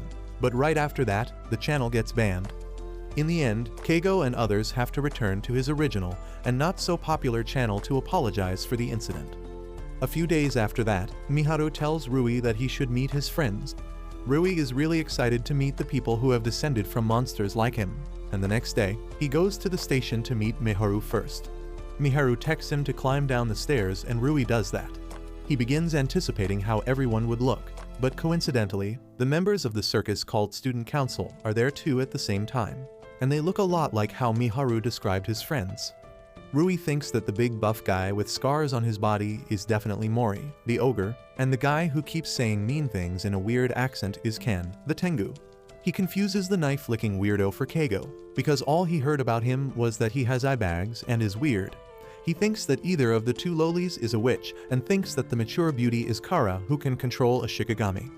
Meanwhile, the student council is gathered for an event, and their hacker friend can't make it because he is sick. They think they will have to conduct their event with one person left out, but just then, Rui approaches them. They don't know who is he, and he asks them if his friend didn't tell them about him. The student council members think that he is talking about the hacker, and they casually include him in their group. Just then, the robot wannabe also comes there, and Rui freaks out because he can't even understand what kind of familiar he is. Anyway, he decides to go with them to a rented room, which they have decorated with the words, "Congratulations, President." Rui is moved to tears as he thinks they are congratulating him for becoming a part of the group, but then they tell him that they need to practice their song before the main guest comes. Rui doesn't get what is going on, but he wants to be involved, so he gladly accepts his role. At the same time, Miharu is waiting for him at the station, and he thinks that he is taking a long time. Just then, President Tenryu arrives there and approaches him. Miharu asks him what is he doing here, and Tenryu replies that his subordinates called him for a mysterious meeting. Out of his habit to be brutally honest, Miharu remarks that his subordinates look like a bunch of freaks, and his intuition immediately warns him that Rui might have gone with them. Meanwhile, Rui is practicing the song with the other students, but he keeps messing up. Everyone supports him to do better, but he is confused about what is he doing on the first day of meeting them. Just then, Tenryu arrives there, and everyone welcomes him as the president. Rui is shocked to hear that he is the president they are throwing the party for. Just then, Miharu also enters the room, disappointed but not surprised that Rui is here. Anyway, the entire situation is made clear to Rui, and he learns that the student council members are throwing a party because it is Tenryu's birthday. Tenryu is happy about that, but he also feels bad for Rui, who had to work hard in vain. However, Rui decides to do the final performance with everyone because he has practiced, and also because he respects Tenryu as a fellow student council president who is so loved by his subordinates. Once the performance is finished, Rui and Miharu decide to leave, but Tenryu stops them. He asks Rui which high school he plans to join once he graduates from middle school, and he replies that he is aiming for the same school as him. Tenryu is glad to hear that, and he asks him to join the student council when he joins their school, because he has taken an interest in the sincere boy with a hidden violent side. After that, Miharu finally takes Rui to his house, and he finds that everyone here looks quite normal compared to what he imagined. The next day, Kara visits their house, and she brings a box of delicious donuts. She says that she really loves them, and Nico gets an idea. She says that she can make them small using magic, and then they can eat as much as they want. Kara turns down this fantastic idea because she is already full, but Mori decides to accompany Nico because she needs someone responsible to look after her at all times. Nico uses her magic to turn them both tiny, and Kara is really amazed to see this. Nico and Mori try to tell her something, but their voices have become really tiny as well, so she doesn't hear anything. She wishes them all the best, but her voice is strong enough to rattle them now. Anyway, they decide to focus on the chocolate-covered donuts beneath their feet and immediately crouch down to eat it like cows. Unfortunately, the chocolate layer is too tough for them to eat, and Nico wonders if it is because they are 1/100th of their original size. Suddenly, Mori realizes that their problems are bigger than that. He says that their power depends on various factors like their muscle size and height, so they actually only have 1/1,000,000th part of their original power. Nico freaks out on hearing this, and Mori tells her that if an ant attacks them right now, they will most definitely die. Nico is not in the mood to receive such morbid reality checks, but he tells her to get serious because careless spells like this can become really dangerous. She is really disappointed now, but Mori decides they can't leave before fulfilling their original objective to eat the donut. He uses his ogre power to smash through the chocolate layer, and they enjoy some chocolate chunks. Nico is satisfied by that quickly because the texture and taste feels different now. But then Mori tells her that next is the donut layer. However, it is even more dry than my DMs, and Nico tells Mori that she is done with her dream of eating massive donuts. As he tells her not to give up so quickly, Kara suddenly sneezes, and the wind from her sneeze is powerful enough to blow Mori and Nico away. They panic, thinking that they are going to get hurt as they hit the table, but luckily, nothing happens. Mori realizes that because they are small like ants, they don't take fall damage. He finds that they landed on top of a piggy bank and tells Nico that they should turn back to their normal size because any more adventures like this will be dangerous. However, the clumsy Nico has already fallen into the piggy bank, and the only way to rescue her is to break the thing. Unfortunately, it is much harder than a layer of chocolate, and Mori cannot gather enough strength to even crack it. Nico asks him what if she dispels the magic while she is inside the piggy bank, and all the old Ant-Man going up Thanos crack memes pop up in Mori's head. He tells Nico not to take any risks because she might get crushed, and then asks how much time is left for the spell to end on its own. She replies that they have about 5 minutes left, and Mori promises that he will save her no matter what. He tries yelling at Kara for help, but she can't even hear him. So he jumps down from the piggy bank and runs across the table that is as big as a football ground for him now. He then jumps onto Kara's hoodie and climbs up by gripping the fabrics. Mori reaches her shoulder and starts yelling at her to break the piggy bank, but she still can't listen to him. He decides to get inside her ear, and Kara almost swats him, thinking that he is a mosquito. That was the closest Mori has ever been to death, and he starts panicking. Things get even worse when he notices that the spell is going to wear off. But luckily, Kara's paper doll Shiki comes to the rescue just then. He tells Mori to hop on its back and then flies him inside the piggy bank. Mori manages to grab Nico, and then Shiki flies them both out just a second before they return to their normal size and crash land on the table. Kara is startled by their sudden reappearance and tells them to at least give her a sign. Mori tells her that he was yelling at her all this time with tears in his eyes, and then Nico clings to her, talking about how scared she was just now. Kara doesn't understand their worries and she offers them another donut to calm down, but they have had enough donuts for the rest of their lives. The next day at school, a shy girl named Kumugi approaches Nico for help with her love life. She talks about how she bumped into a boy from another class one day, and though neither of them said anything, they both kept staring at each other. A few days later, the boy visited her family bakery, and they didn't say anything to each other there as well. She says that the boy has visited the bakery a lot in the past month, and though she is sure there is a spark between them, they haven't talked at all yet. Ken gets frustrated by this story and tells her to just ask that guy out already, but Kumugi turns red as she asks Nico if there is a spell to know what the other person is feeling. Mori tells her that there is a spell, but he won't recommend it. But Nico takes the girl's side because she has gone through the same thing herself. She tells Kumugi that there is no direct spell that can make her read his thoughts, but she has something else that can help. Soon, Kumugi bakes a bread man on Nico's request, and then Ken puts a hair he got from her crush's head inside it. Nico casts a spell on Breadman to make it come alive, and says that it will answer all their questions just like the boy. Kumugi wastes no time getting to business, and she immediately asks the Breadman if he likes her. However, the Breadman can only answer using names of breads, and it starts a guessing game of decoding its message. Thanks to Kumugi's knowledge about different types of bread, they figure out that the boy thinks she is innocent and cute, but he doesn't come to the store for her. He just likes bread and comes to her store because it is close to the station. Kumugi then asks him if he would like to hang out with her sometimes, and the breadman tells her to ignore him. She gets disappointed at this, but the Delulu Queen Nico hypes her up by saying that maybe the boy loves her too and is too shy to express his feelings. Mori can't let her handle this matter, so he takes things in his own hands and asks the breadman about the girl he likes. The breadman says Crossient, which rhymes with Kumugi's last name, and she gets really happy on hearing this. Unfortunately, it turns out that her crush already has a girlfriend named Cressa, and Kumugi finds that out only after she gathers enough courage to talk to him. A few days after that, it is Mori's birthday, and he just sits on the couch awkwardly as his friends sing happy birthday to him. Once they are done, he gets up to give a speech about how his motto for this year is to walk on his own path and make decisions for himself. His friends get sad on hearing this because they think he won't wear the sneakers they bought for him, but he tells them that he will gladly wear them. He likes the sneakers and decides to go out for a walk in them, and then Nico decides to cast a spell on him as a special gift. Mori is not so sure about that, but she doesn't even wait for his answer and casts a spell that makes people lucky with small things on their birthday. Mori doesn't feel any different after the spell is cast, and he goes out for a walk unbothered. Nico sends some magic dragonflies to keep an eye on him so they can get the live security footage of his actions. The first thing they see is Mori's shoelaces breaking, which is a sign of bad luck. Next, they see more signs of bad luck like a group of screeching crows, black cats and broken mirrors, and the boys ask Nico what kind of spell she cast on him. She thinks that she cast the fortune lucky spell on him, but then recalls that she asked him to hold still just before casting it.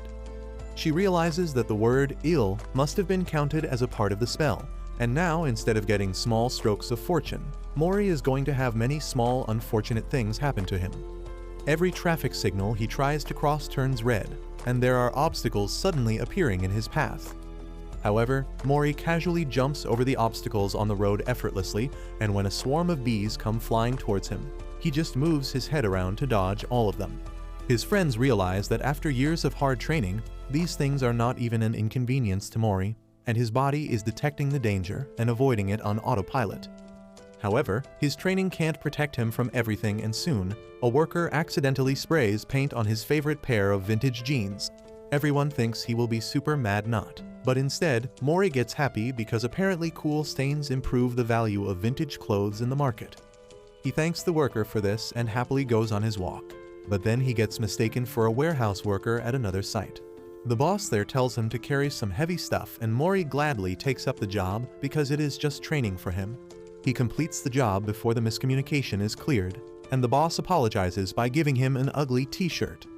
Just then, the weather changes and it starts raining just on top of Mori, and his friends think that now he will realize that the wrong spell was cast on him. However, Mori simply sits down to meditate like a total Chad, thanking the universe for everything. The universe responds by sending a lightning bolt to hit him, but Mori takes that positively as well.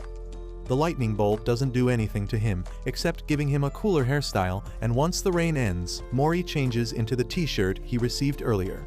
His friends think that he will hate being in an ugly t-shirt, but with Mori's body and face card, he looks like an absolute drip master in everything he wears.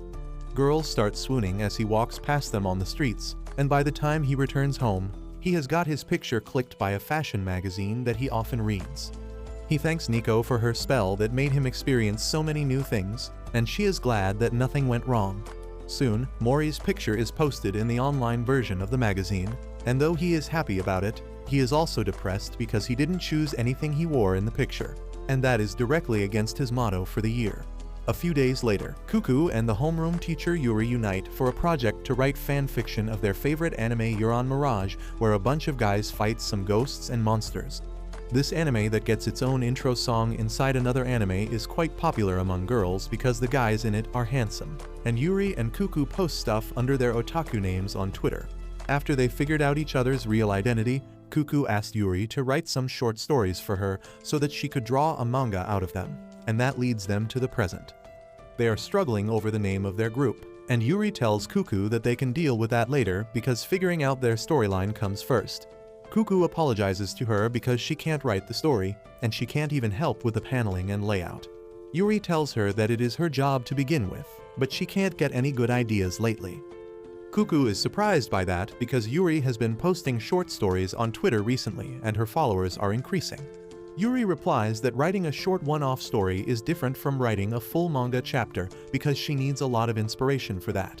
She feels that she is really close to getting the inspiration, but it is always out of her grasp, and Cuckoo tells her to take her time because she also wants to perfect her art by the time the event starts.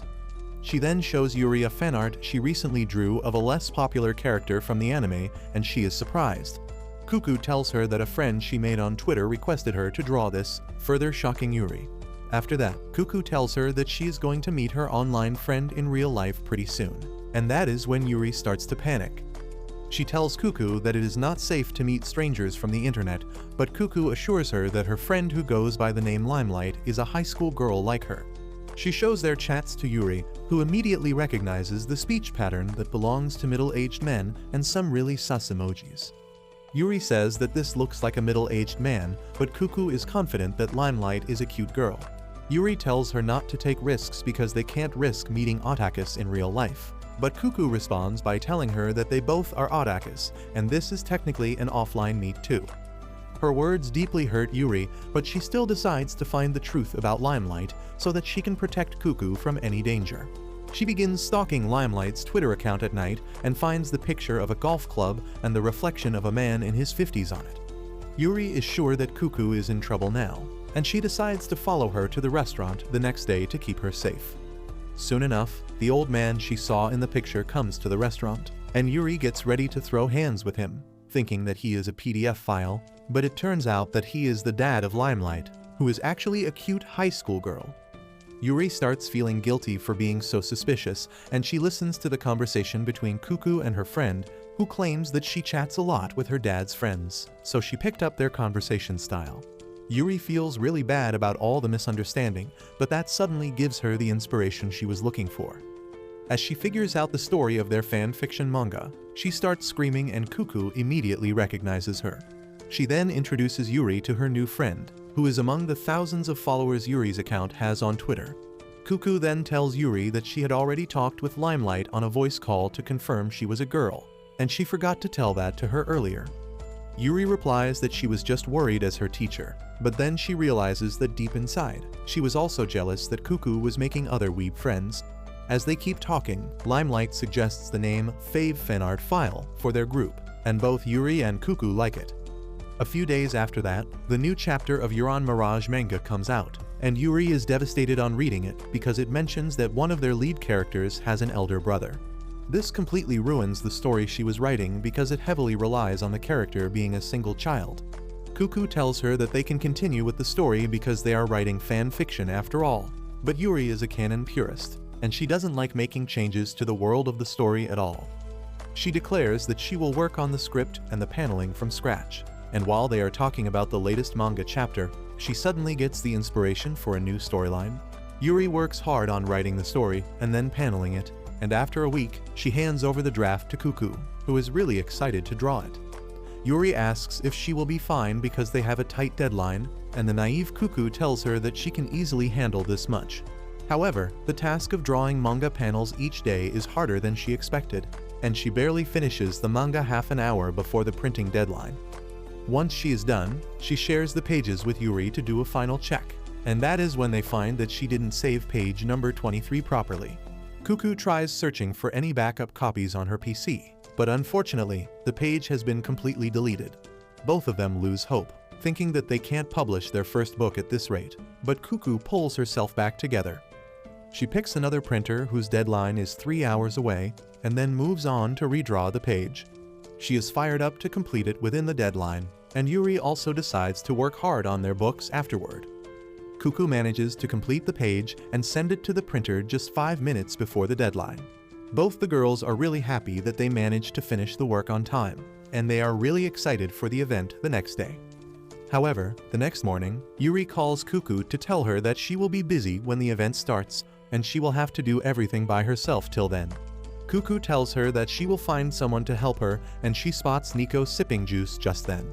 As soon as Nico hears that Cuckoo needs help, she agrees to come along with her, and obviously, Mori also joins them as her bodyguard. Cuckoo panics a bit on seeing him, and Mori asks her if it is not a good idea for him to be here because it is mostly women who attend this event. Cuckoo tells him that is not the problem, but the issue is that only 2 people can stand in the stall. Mori replies that he will just wander around in that case, but Cuckoo asks him to stay nearby without doing anything. After that, she goes to her stall, and to her shock, there are too many books there. She immediately texts Yuri to ask about it, and learns that Yuri accidentally ordered 1,000 books instead of 100. Cuckoo is on the verge of crying because they don't even have a place to keep the extra books, but Nico uses her magic to turn 9 out of the 10 boxes into miniature versions. After that, Cuckoo opens up a box and sees the result of her and Yuri's hard work. She is really emotional about it, but then Nico points out that the art is great, but one page is missing a dialogue. Cuckoo freaks out and immediately texts Yuri because it was her job to proofread the final document, and she apologizes by sending a sticker. Cuckoo starts spiraling out, wondering if she should print out the dialogue at a nearby store and paste it in the empty space, but she realizes that she can't do it fast enough to cover hundreds of books. She turns to Nico for help again, and the friendly neighborhood which has her covered. She takes Cuckoo's permanent marker and uses a magic spell to print the missing text on the correct spot using its ink. Cuckoo is really happy to see that the print looks original, and it is much faster than pasting paper strips on top of the page. She is really grateful to Nico, who runs to Mori's location so that she can print all the pages in peace. Meanwhile, Cuckoo calms down, and then Limelight visits her because she is also selling her book today.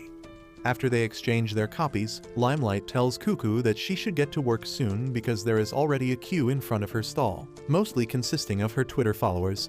Cuckoo is really glad to see this, but just then, one of the organizers comes there and tells her to shift to another location because her current stall can't handle such a huge crowd.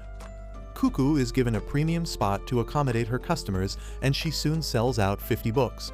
She is really happy about this because she wanted her work to reach a lot of people. But in the meantime, something interesting happens with Nico and Mori. As Nico keeps on printing the missing segment mindlessly, she turns her face up to look at Mori, and to her shock, his hair has turned white. Turns out that she pointed her left hand towards Mori instead of the marker, which led her to absorb his hair color as the ink for the pages. Nico panics and apologizes to him, but Mori's response has also lost color just like his hair. Just then, Cuckoo comes there to get another box of books, and as she sees Mori with white hair, she finds that he looks exactly like the main character from the latest chapter of the official manga. She immediately wraps a scarf around his neck and uses him as a poster boy for her book, and the girls flock to her stall because they can't resist a handsome cosplayer. By the time Yuri arrives at the event, she finds a huge line in front of their store, and it doesn't take them long to sell all the books. As they head home after that, both Yuri and Cuckoo are in a daze because they never expected to be this successful on the first day. They are happy that they sold out despite the issues that occurred on the way, and Nico and Mori are also happy for them. Speaking of Mori, his hair has gotten some color, but as it always happens, Nico messed up again. She used coffee to give color to his hair, turning them brown instead of black, but he decides to bottle it up so that the girls can enjoy their moment. Few days later, Mori and his friends get excited about their school's annual festival that is coming up in 2 weeks. Nico talks about how she has been discussing the idea for their class presentation with her friends, and everyone is excited for that as well. Mori, on the other hand, licks his finger and then holds it up to check out the weather. Everyone asks him what he is pointing at, and Mori declares that he is finally going to wash them tomorrow. His friends are confused by this and ask him what is he even talking about because he does laundry every day. Mori confidently shows them a picture of a pair of vintage denims from the 1947 that he has been wearing for a year straight, and he declares that tomorrow he is going to wash them for the second time in their life cycle. Everyone is shocked to hear this, but after a while, Nico realizes that she doesn't even know what Mori is talking about. Once they reach home, Mori brings out the denims and says that he has only washed them once before, and tomorrow he is going to wash them for the second time. This is a shock to all his friends because Mori is the most hygienic guy among them. Ken is more curious about the first time he washed, and Mori says that it is obvious that he did the first wash right after he bought the jeans to wash off the clothing starch. He decides to explain in detail to these lowly peasants with no taste, and says that the jeans are made from raw denim, which is not washed before it is released for sale. As the wearer, they have to wash them with water once to make them shrink a bit, and then they wear it for as long as they can without washing it. Mori says that normies wash their denims after 3 months, but the real hardcore pros can wear a pair for its entire lifespan without washing it once. His friends are even more bewildered at this, but Ken stops Keigo from asking any more questions. He has experienced it firsthand how Mori can deliver lectures spanning hours if he starts talking about things he likes. Keigo decides to follow his advice and doesn't ask anything more, but Miharu doesn't get the memo in time. He asks Mori to tell him more about the denims, and the ogre boy gets overexcited to share his knowledge. Ken and others try to make up excuses that they have got some work to do, but Mori stops them because he wants everyone to benefit from his expertise on vintage fabrics. He begins his lecture by talking about how denim wrinkles according to its wearer, and the folds are called whiskers. The whiskers cause the denim to lose colors on the peaks while retaining colors on the inside, and that is what denim enthusiasts love most. Everyone gets bored as he keeps telling them more about the different types of whiskers, and Miharu complains that he doesn't want to listen to this lecture anymore. However, even after saying that, he asks Mori why doesn't he buy the denims that already come with the whiskers and color fades. Mori's mood changes as he begins to look down on the denims that are aged artificially through stone wash or acid wash. He says that it is not comparable to the joy of training a pair of denim to one's own body, and the real jeans that have been shaped after being worn for years are much more valuable. This makes Ken curious too, and he asks Mori if he shouldn't just buy second-hand denim in that case. Mori says that it is a good suggestion, but in that case, they will be wearing someone else's life.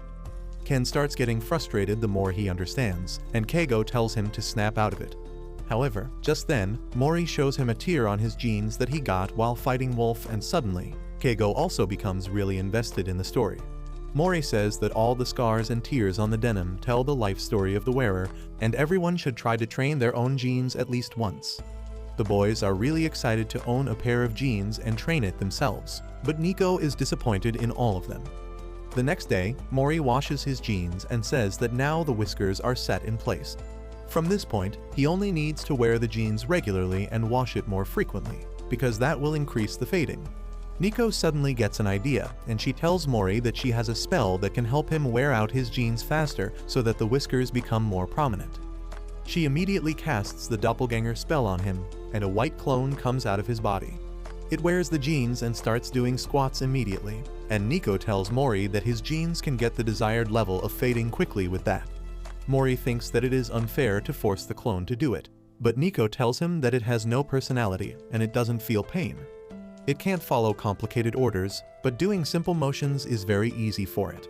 She then tells the clones to exercise at its own pace and take breaks when it is tired, and it nods in affirmation. However, the clone also has Mori's stamina, so it doesn't get tired at all and keeps on squatting all night till the jeans rips. As Mori learns about it the next morning, he is devastated. Nico tries apologizing, but he tells her that it is fine, when his expressions clearly say that he is upset. He leaves for his room in disappointment, and everyone is worried about him. The boys ask Nico if she can't use her repair spell on the jeans, and she replies that it has great emotional and financial value for Mori.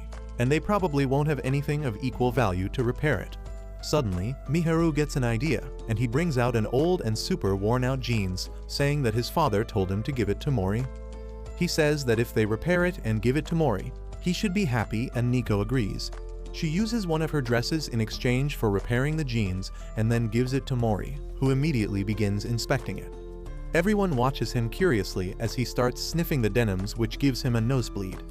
His friends panic, but Mori tells them that it is a super rare pair of jeans from 1947 and its fresh condition could fetch a price of up to 1 million yen.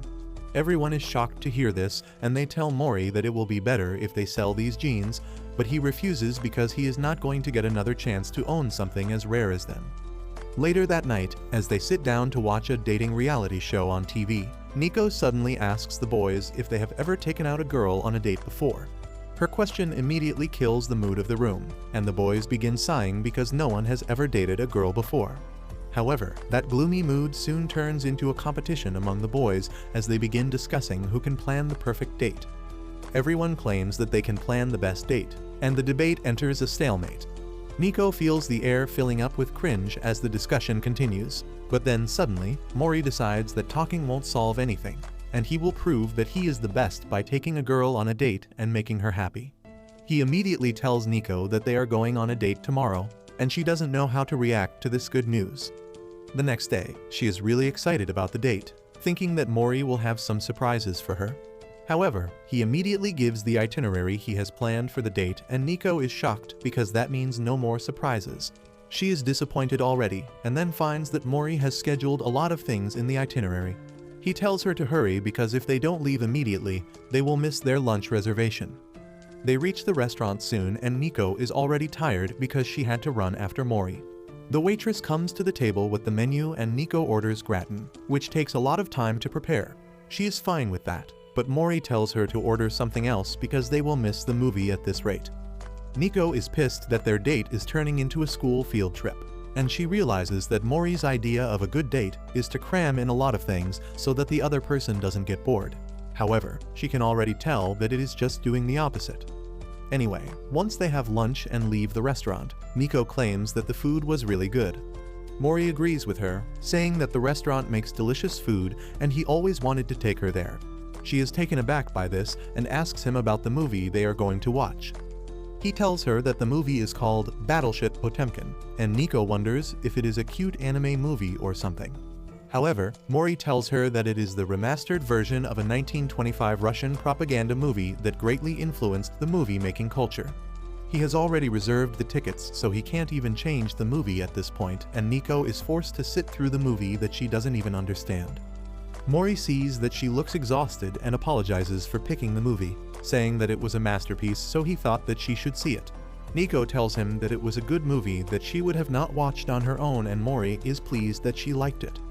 By now, Nico has understood what Mori really wants to do on the date. She knows that he is really serious and particular about things, and he wants to share his interests with her. However, he is too confident in his choices, and that is why he didn't think of things from her perspective. After a while, Mori says they are going to a cafe next, and Nico gets really excited, thinking that it will be the best part of their date. However, instead of being a cute cafe like she imagined, the place is an authentic coffee shop, and a barista with a magnificent mustache prepares the coffee right in front of them. Mori gets lost in the flavor of the coffee and then asks the barista to tell him some coffee puns that Nico doesn't even understand. The coffee is too bitter for her as well, but she forgives everything because Mori is having fun. After that, Mori says that a museum visit is next on the itinerary, but Nico notices that he is looking really tired. He tells her that he stayed up late to make the plan, but he will manage it somehow. Well, he can't manage it and falls asleep as soon as he boards the train. When he wakes up, they are at the last station and Nico apologizes because she fell asleep after seeing him sleeping. Mori panics because they have missed a few things already, but if they hurry, they can make it to the restaurant reservation. However, Nico has had enough of rushing. She tells Mori that she is satisfied now, and he gets disappointed, thinking that she was bored on the date.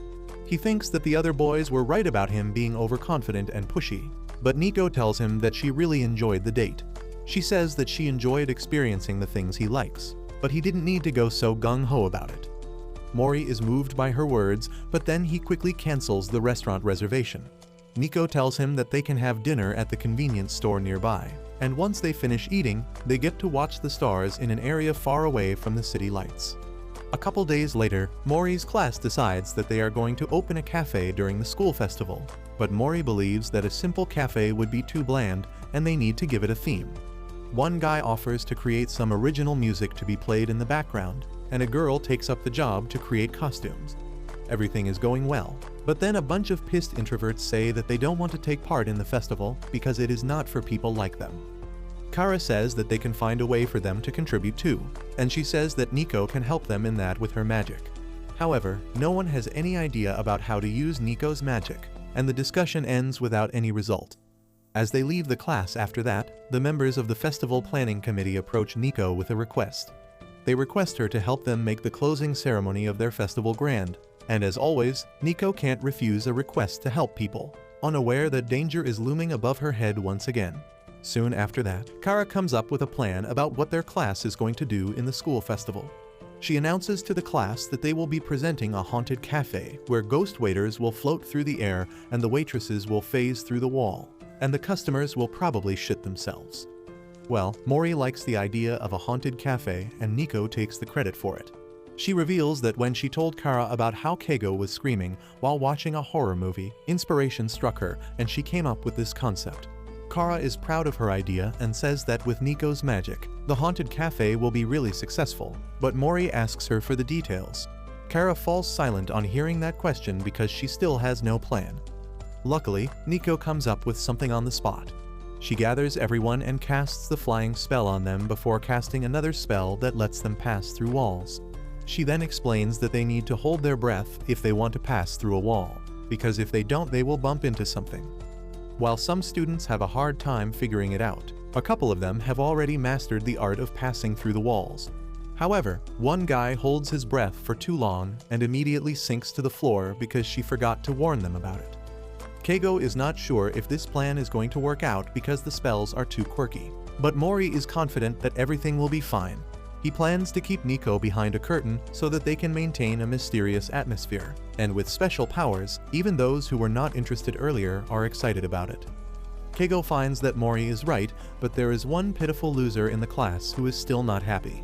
The guy named Kujo says that what Nico is doing is just giving the losers a temporary ability to make them feel less bad about themselves. He says that it is just her being proud about her special talent, and she might get unwanted hate for this. Well, Mori says that he agrees, but if anyone tries to harm Nico for any reason, he will crush them. Kujo gets scared of this and turns away, and just then, the festival committee members arrive there. They are impressed to see the students floating in the air and ask Nico if she can do this for the closing ceremony too, because that would be awesome. Well, Nico can't turn down a request and Mori is glad that she is becoming friends with everyone. Later that day, as everyone is having dinner, Ken learns about the haunted cafe idea. Nico asks him what his class is doing for the festival, and he suddenly recalls that they told him to do a comedy skit. He quickly asks Mori for help with the skit because he is a comedy fan, and everyone likes the idea. However, Mori starts yelling at Ken out of nowhere, telling him not to take comedy lightly. He begins insulting him, calling him a noob who is not even an amateur, and people like him are the cringiest when they try to do comedy. Ken is taken aback by this, and he decides that he should give up on the idea to do a comedy show because Nico is too busy, and she can't help him either. Just then, Miharu points towards Keigo, who is trying to gain attention because he is ready to take part in the comedy act. However, Ken shoots him down because Keigo isn't funny at all. Keigo is hurt by this, and he begs Ken to let him take part in the act because he really wants to be funny. Well, Ken has no choice but to let him tag along, and they prepare a short act that impresses Nico and Miharu. Even Mori gives them passing marks, which is the biggest compliment for Ken and Keigo, but he has some suggestions about how they can improve the act. For starters, he tells Keigo to act like a typical poser that he is, because that will be funny. After that, he suggests that they need to add more jokes to their routine, and he already has some ideas. Nico and Miharu watch him become the producer like always. After reworking their material, Mori takes the comic duo to a park to practice in front of a live crowd. They keep getting better with practice and Mori is satisfied, But on the last day, Ken decides to go beyond their plan and acts like an idiot to get even more laughs from the crowd. Mori is not happy with that and tells him to stick with the material, saying that if he doesn't take comedy seriously, he will become a joke. He walks away with that, and Can doesn't even get what the problem is. Just then, two cute girls come there to talk to Can and Keigo, telling them how much they loved their comedy act. They have heard that they are going to perform the same routine in their school festival and ask how they came up with that script. They ask if Mori is also a part of their group, but neither of them wants Mori to hog up their 15 minutes of fame, so they claim that it is just the two of them. Keigo starts posing as always, talking about how they start without any plan and come up with the material naturally, while Ken keeps acting like an idiot. The girls are impressed by them and wish them the best of luck, which gives their confidence a huge boost. Later, Keigo tells Ken that his taste in comedy is super niche, and he likes the underground comedy artists more than the popular comics. He says that their jokes are sharper and pierce the audience, and he wants to be like them too. Ken is completely on board with him, and he agrees that they should make jokes that reflect their true personality rather than going with a fixed script. Keigo says they should completely ditch the script and act like their usual self, because even if one person laughs at their jokes, they will become true comedians. Both of them agree to this change, ignoring Mori's clear warning that they should not ad-lib. The next day, the school festival starts and the haunted cafe is a crowd puller thanks to Nico's magic. She is happy about that and goes to check up on Mori and others, but she is shocked when she learns that Keigo and Ken fired him from the group. Mori is pissed and he sulks about it, telling Nico that the two morons must have gotten overconfident after some girls praised them, and now they don't want to give him any credit for their act. He is furious because he knows that if they ignore the script, they will be really unfunny, and they need someone who actually knows his stuff to help him out. As he heads towards the hall where their performance will be held, Nimu also arrives there to join him and Nico. The three of them go to the hall, and turns out that Can and Keigo's comic routine is going to be the opening act. They introduce their team as the Black Darkness in the abyss of the universe, and Mori realizes that they have already gone off the rails. Soon, Can and Mori come on to the stage, confident that their natural self will get them some laughs. As they start acting like a super arrogant and confident version of themselves, Nico realizes that they are trying to ad-lib, which is really bad. Their act seems to be senseless on top of that, and Nico turns to Mori, saying that their friends are going to be in trouble at this rate. However, she sees that Mori's eyes have become dark and lifeless, which is what happens when he is not interested in something. She knows that things are beyond anyone's control now, and the comedy act just proves her point. Keigo makes jokes about Can's loud snoring that don't even land, and Can starts to annoy the audience. He soon becomes nervous and starts talking about random things, which makes things even worse, and Keigo can't follow him at all. They start bickering on the stage, and the audience is really disappointed, but no one is more disappointed than Mori. Anyway, after the failed comedy act, Nico and Mori go to the festival committee to rehearse for the closing ceremony. As the students rehearse the choreography of flying through the mini castle, Mori thinks that everything will be fine even without his help. He decides to take a break when suddenly, President Tenryu attacks him. He avoids the attack, and then Tenryu immediately hands him a note that was delivered to the student council earlier. The note says that magic will be used to commit a crime on the day of the closing ceremony, and Mori takes it home to analyze it with his friends. Ken fears that a warlock is going to attack them, but Mori doesn't think that they will be stupid or brave enough to send a note in advance. According to him, someone might use magic to create an accident and blame it on Nico, or they might try to hurt people to show that magic is dangerous. Mori claims that he checked the school for any suspicious person, but he didn't find anything. However, since it is clearly written that the crime will happen on the second day of the festival, he believes that they should be ready to stop it. He announces that he will tell Nico not to use magic tomorrow, and everyone panics. Keigo says that Nico is working really hard for their class and also with the festival committee for the closing ceremony, but Mori says that her safety is the top priority for him. He says that they have no idea what kind of magic the enemy might use, so they should withdraw, but Keigo gets furious at this. He tells Mori that it is not his decision. He joined the group to help Nico because he owes her for treating his mother, and for him, what Nico wants is most important. Mori gets into an argument with him, but Ken stops both of them. He agrees with Keigo, saying that they need to take a backseat in this matter and let Nico do what is necessary for her growth. Mori is not sure how that will work out, but Miharu asks him to trust them a little more. He says that all 4 of them are Nico's familiars, and they want to protect her. Kan and Keigo agree, telling Mori that with all of them guarding her, Nico should be completely safe. The next day, the festival proceeds as usual, but the attacker keeps stalking Nico. He is jealous of her for flaunting her magic everywhere and thinks that when someone uses magic to commit a crime, she won't be able to use her magic anymore. Just then, Mori approaches Nico, who is really busy between the cafe and the closing ceremony preparation. Mori asks her if she is having fun, and she replies that she is enjoying it a lot. Mori is satisfied with that, and just then, the committee president comes to take Nico with her. Mori immediately contacts the other familiars, telling them to stay alert because the enemy will surely make his move when Nico is using her magic. Meanwhile, Nico casts the spell to phase through the wall on the committee members, but one of them walks away. Suddenly, one of Kanshi's crows spots the masked guy swinging a baseball bat in a classroom, and he alerts Mori about it. Mori dispatches Keigo, who has turned into Wolf, to catch the guy, and he immediately starts chasing after him. Wolf is shocked to see the guy passing through walls, but he keeps on his trail. On the way, he runs into Nemu, who tells him that she didn't dislike his comedy act yesterday, and Wolf asks her to tell that to Keigo. He then resumes his chase, and the masked culprit runs into the music room to play hide and seek. However, he can't run from Wolf's sharp nose and has to drop to the floor below them to escape. Luckily, Miharu is already on that floor, and he chases after the masked man who runs into a room filled with balloons. Miharu acts like he can't use his sword because that would ruin the balloon artwork, and the culprit is happy. But then the vampire boy says psych and attacks him through the gaps between the balloons. He manages to rip his shirt apart, but the culprit still makes a run for it and heads towards the rooftop. Miharu tells Ken about it, who does his fancy Parker moves and corners the culprit on the rooftop.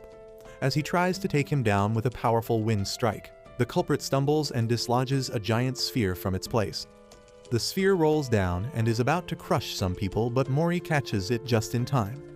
While Kan is distracted by that, the culprit slips into the floor below and Mori asks Kan to send his crows after him. The crows corner the culprit at a dead end and Mori reaches there quickly. He tells the masked culprit that he has friends on all the floors and there is only air beyond the wall behind him. He tells him to surrender as he goes for his mask, yelling Kujo's name because he is pretty sure that he is behind everything. However, Kujo appears from the room behind him just then, and Mori is shocked that the most obvious suspect was not the criminal. Using this chance, the culprit runs through the wall and lands safely into the swimming pool, but his foot gets stuck in the floor. He realizes that because he is holding his breath, his foot passed through the floor and now he can't get out. He struggles to swim to the surface but loses his breath, and just as he thinks he is about to die, Mori punches the pool's bottom and frees him. Once he rescues the culprit and takes off his mask, he is shocked to see that it is the guy named Hajime from the festival committee. The festival continues as usual, and the closing ceremony is a success as well. As Mori and the boys watch it from the rooftop, he explains what he heard from Hajime earlier. Turns out he was jealous that everyone ignored his plan and asked Nico for help, so he wanted to hurt her. Mori then thanks everyone for making him realize that their job is not just to shield Nico from all danger, but they are also her friends who need to support her growth. With that, they get back on the ground and Mori walks towards Nico, telling her that she did great today. But that's where this video ends. Remember to like and subscribe to the channel. Thanks for watching, and I'll see you next time.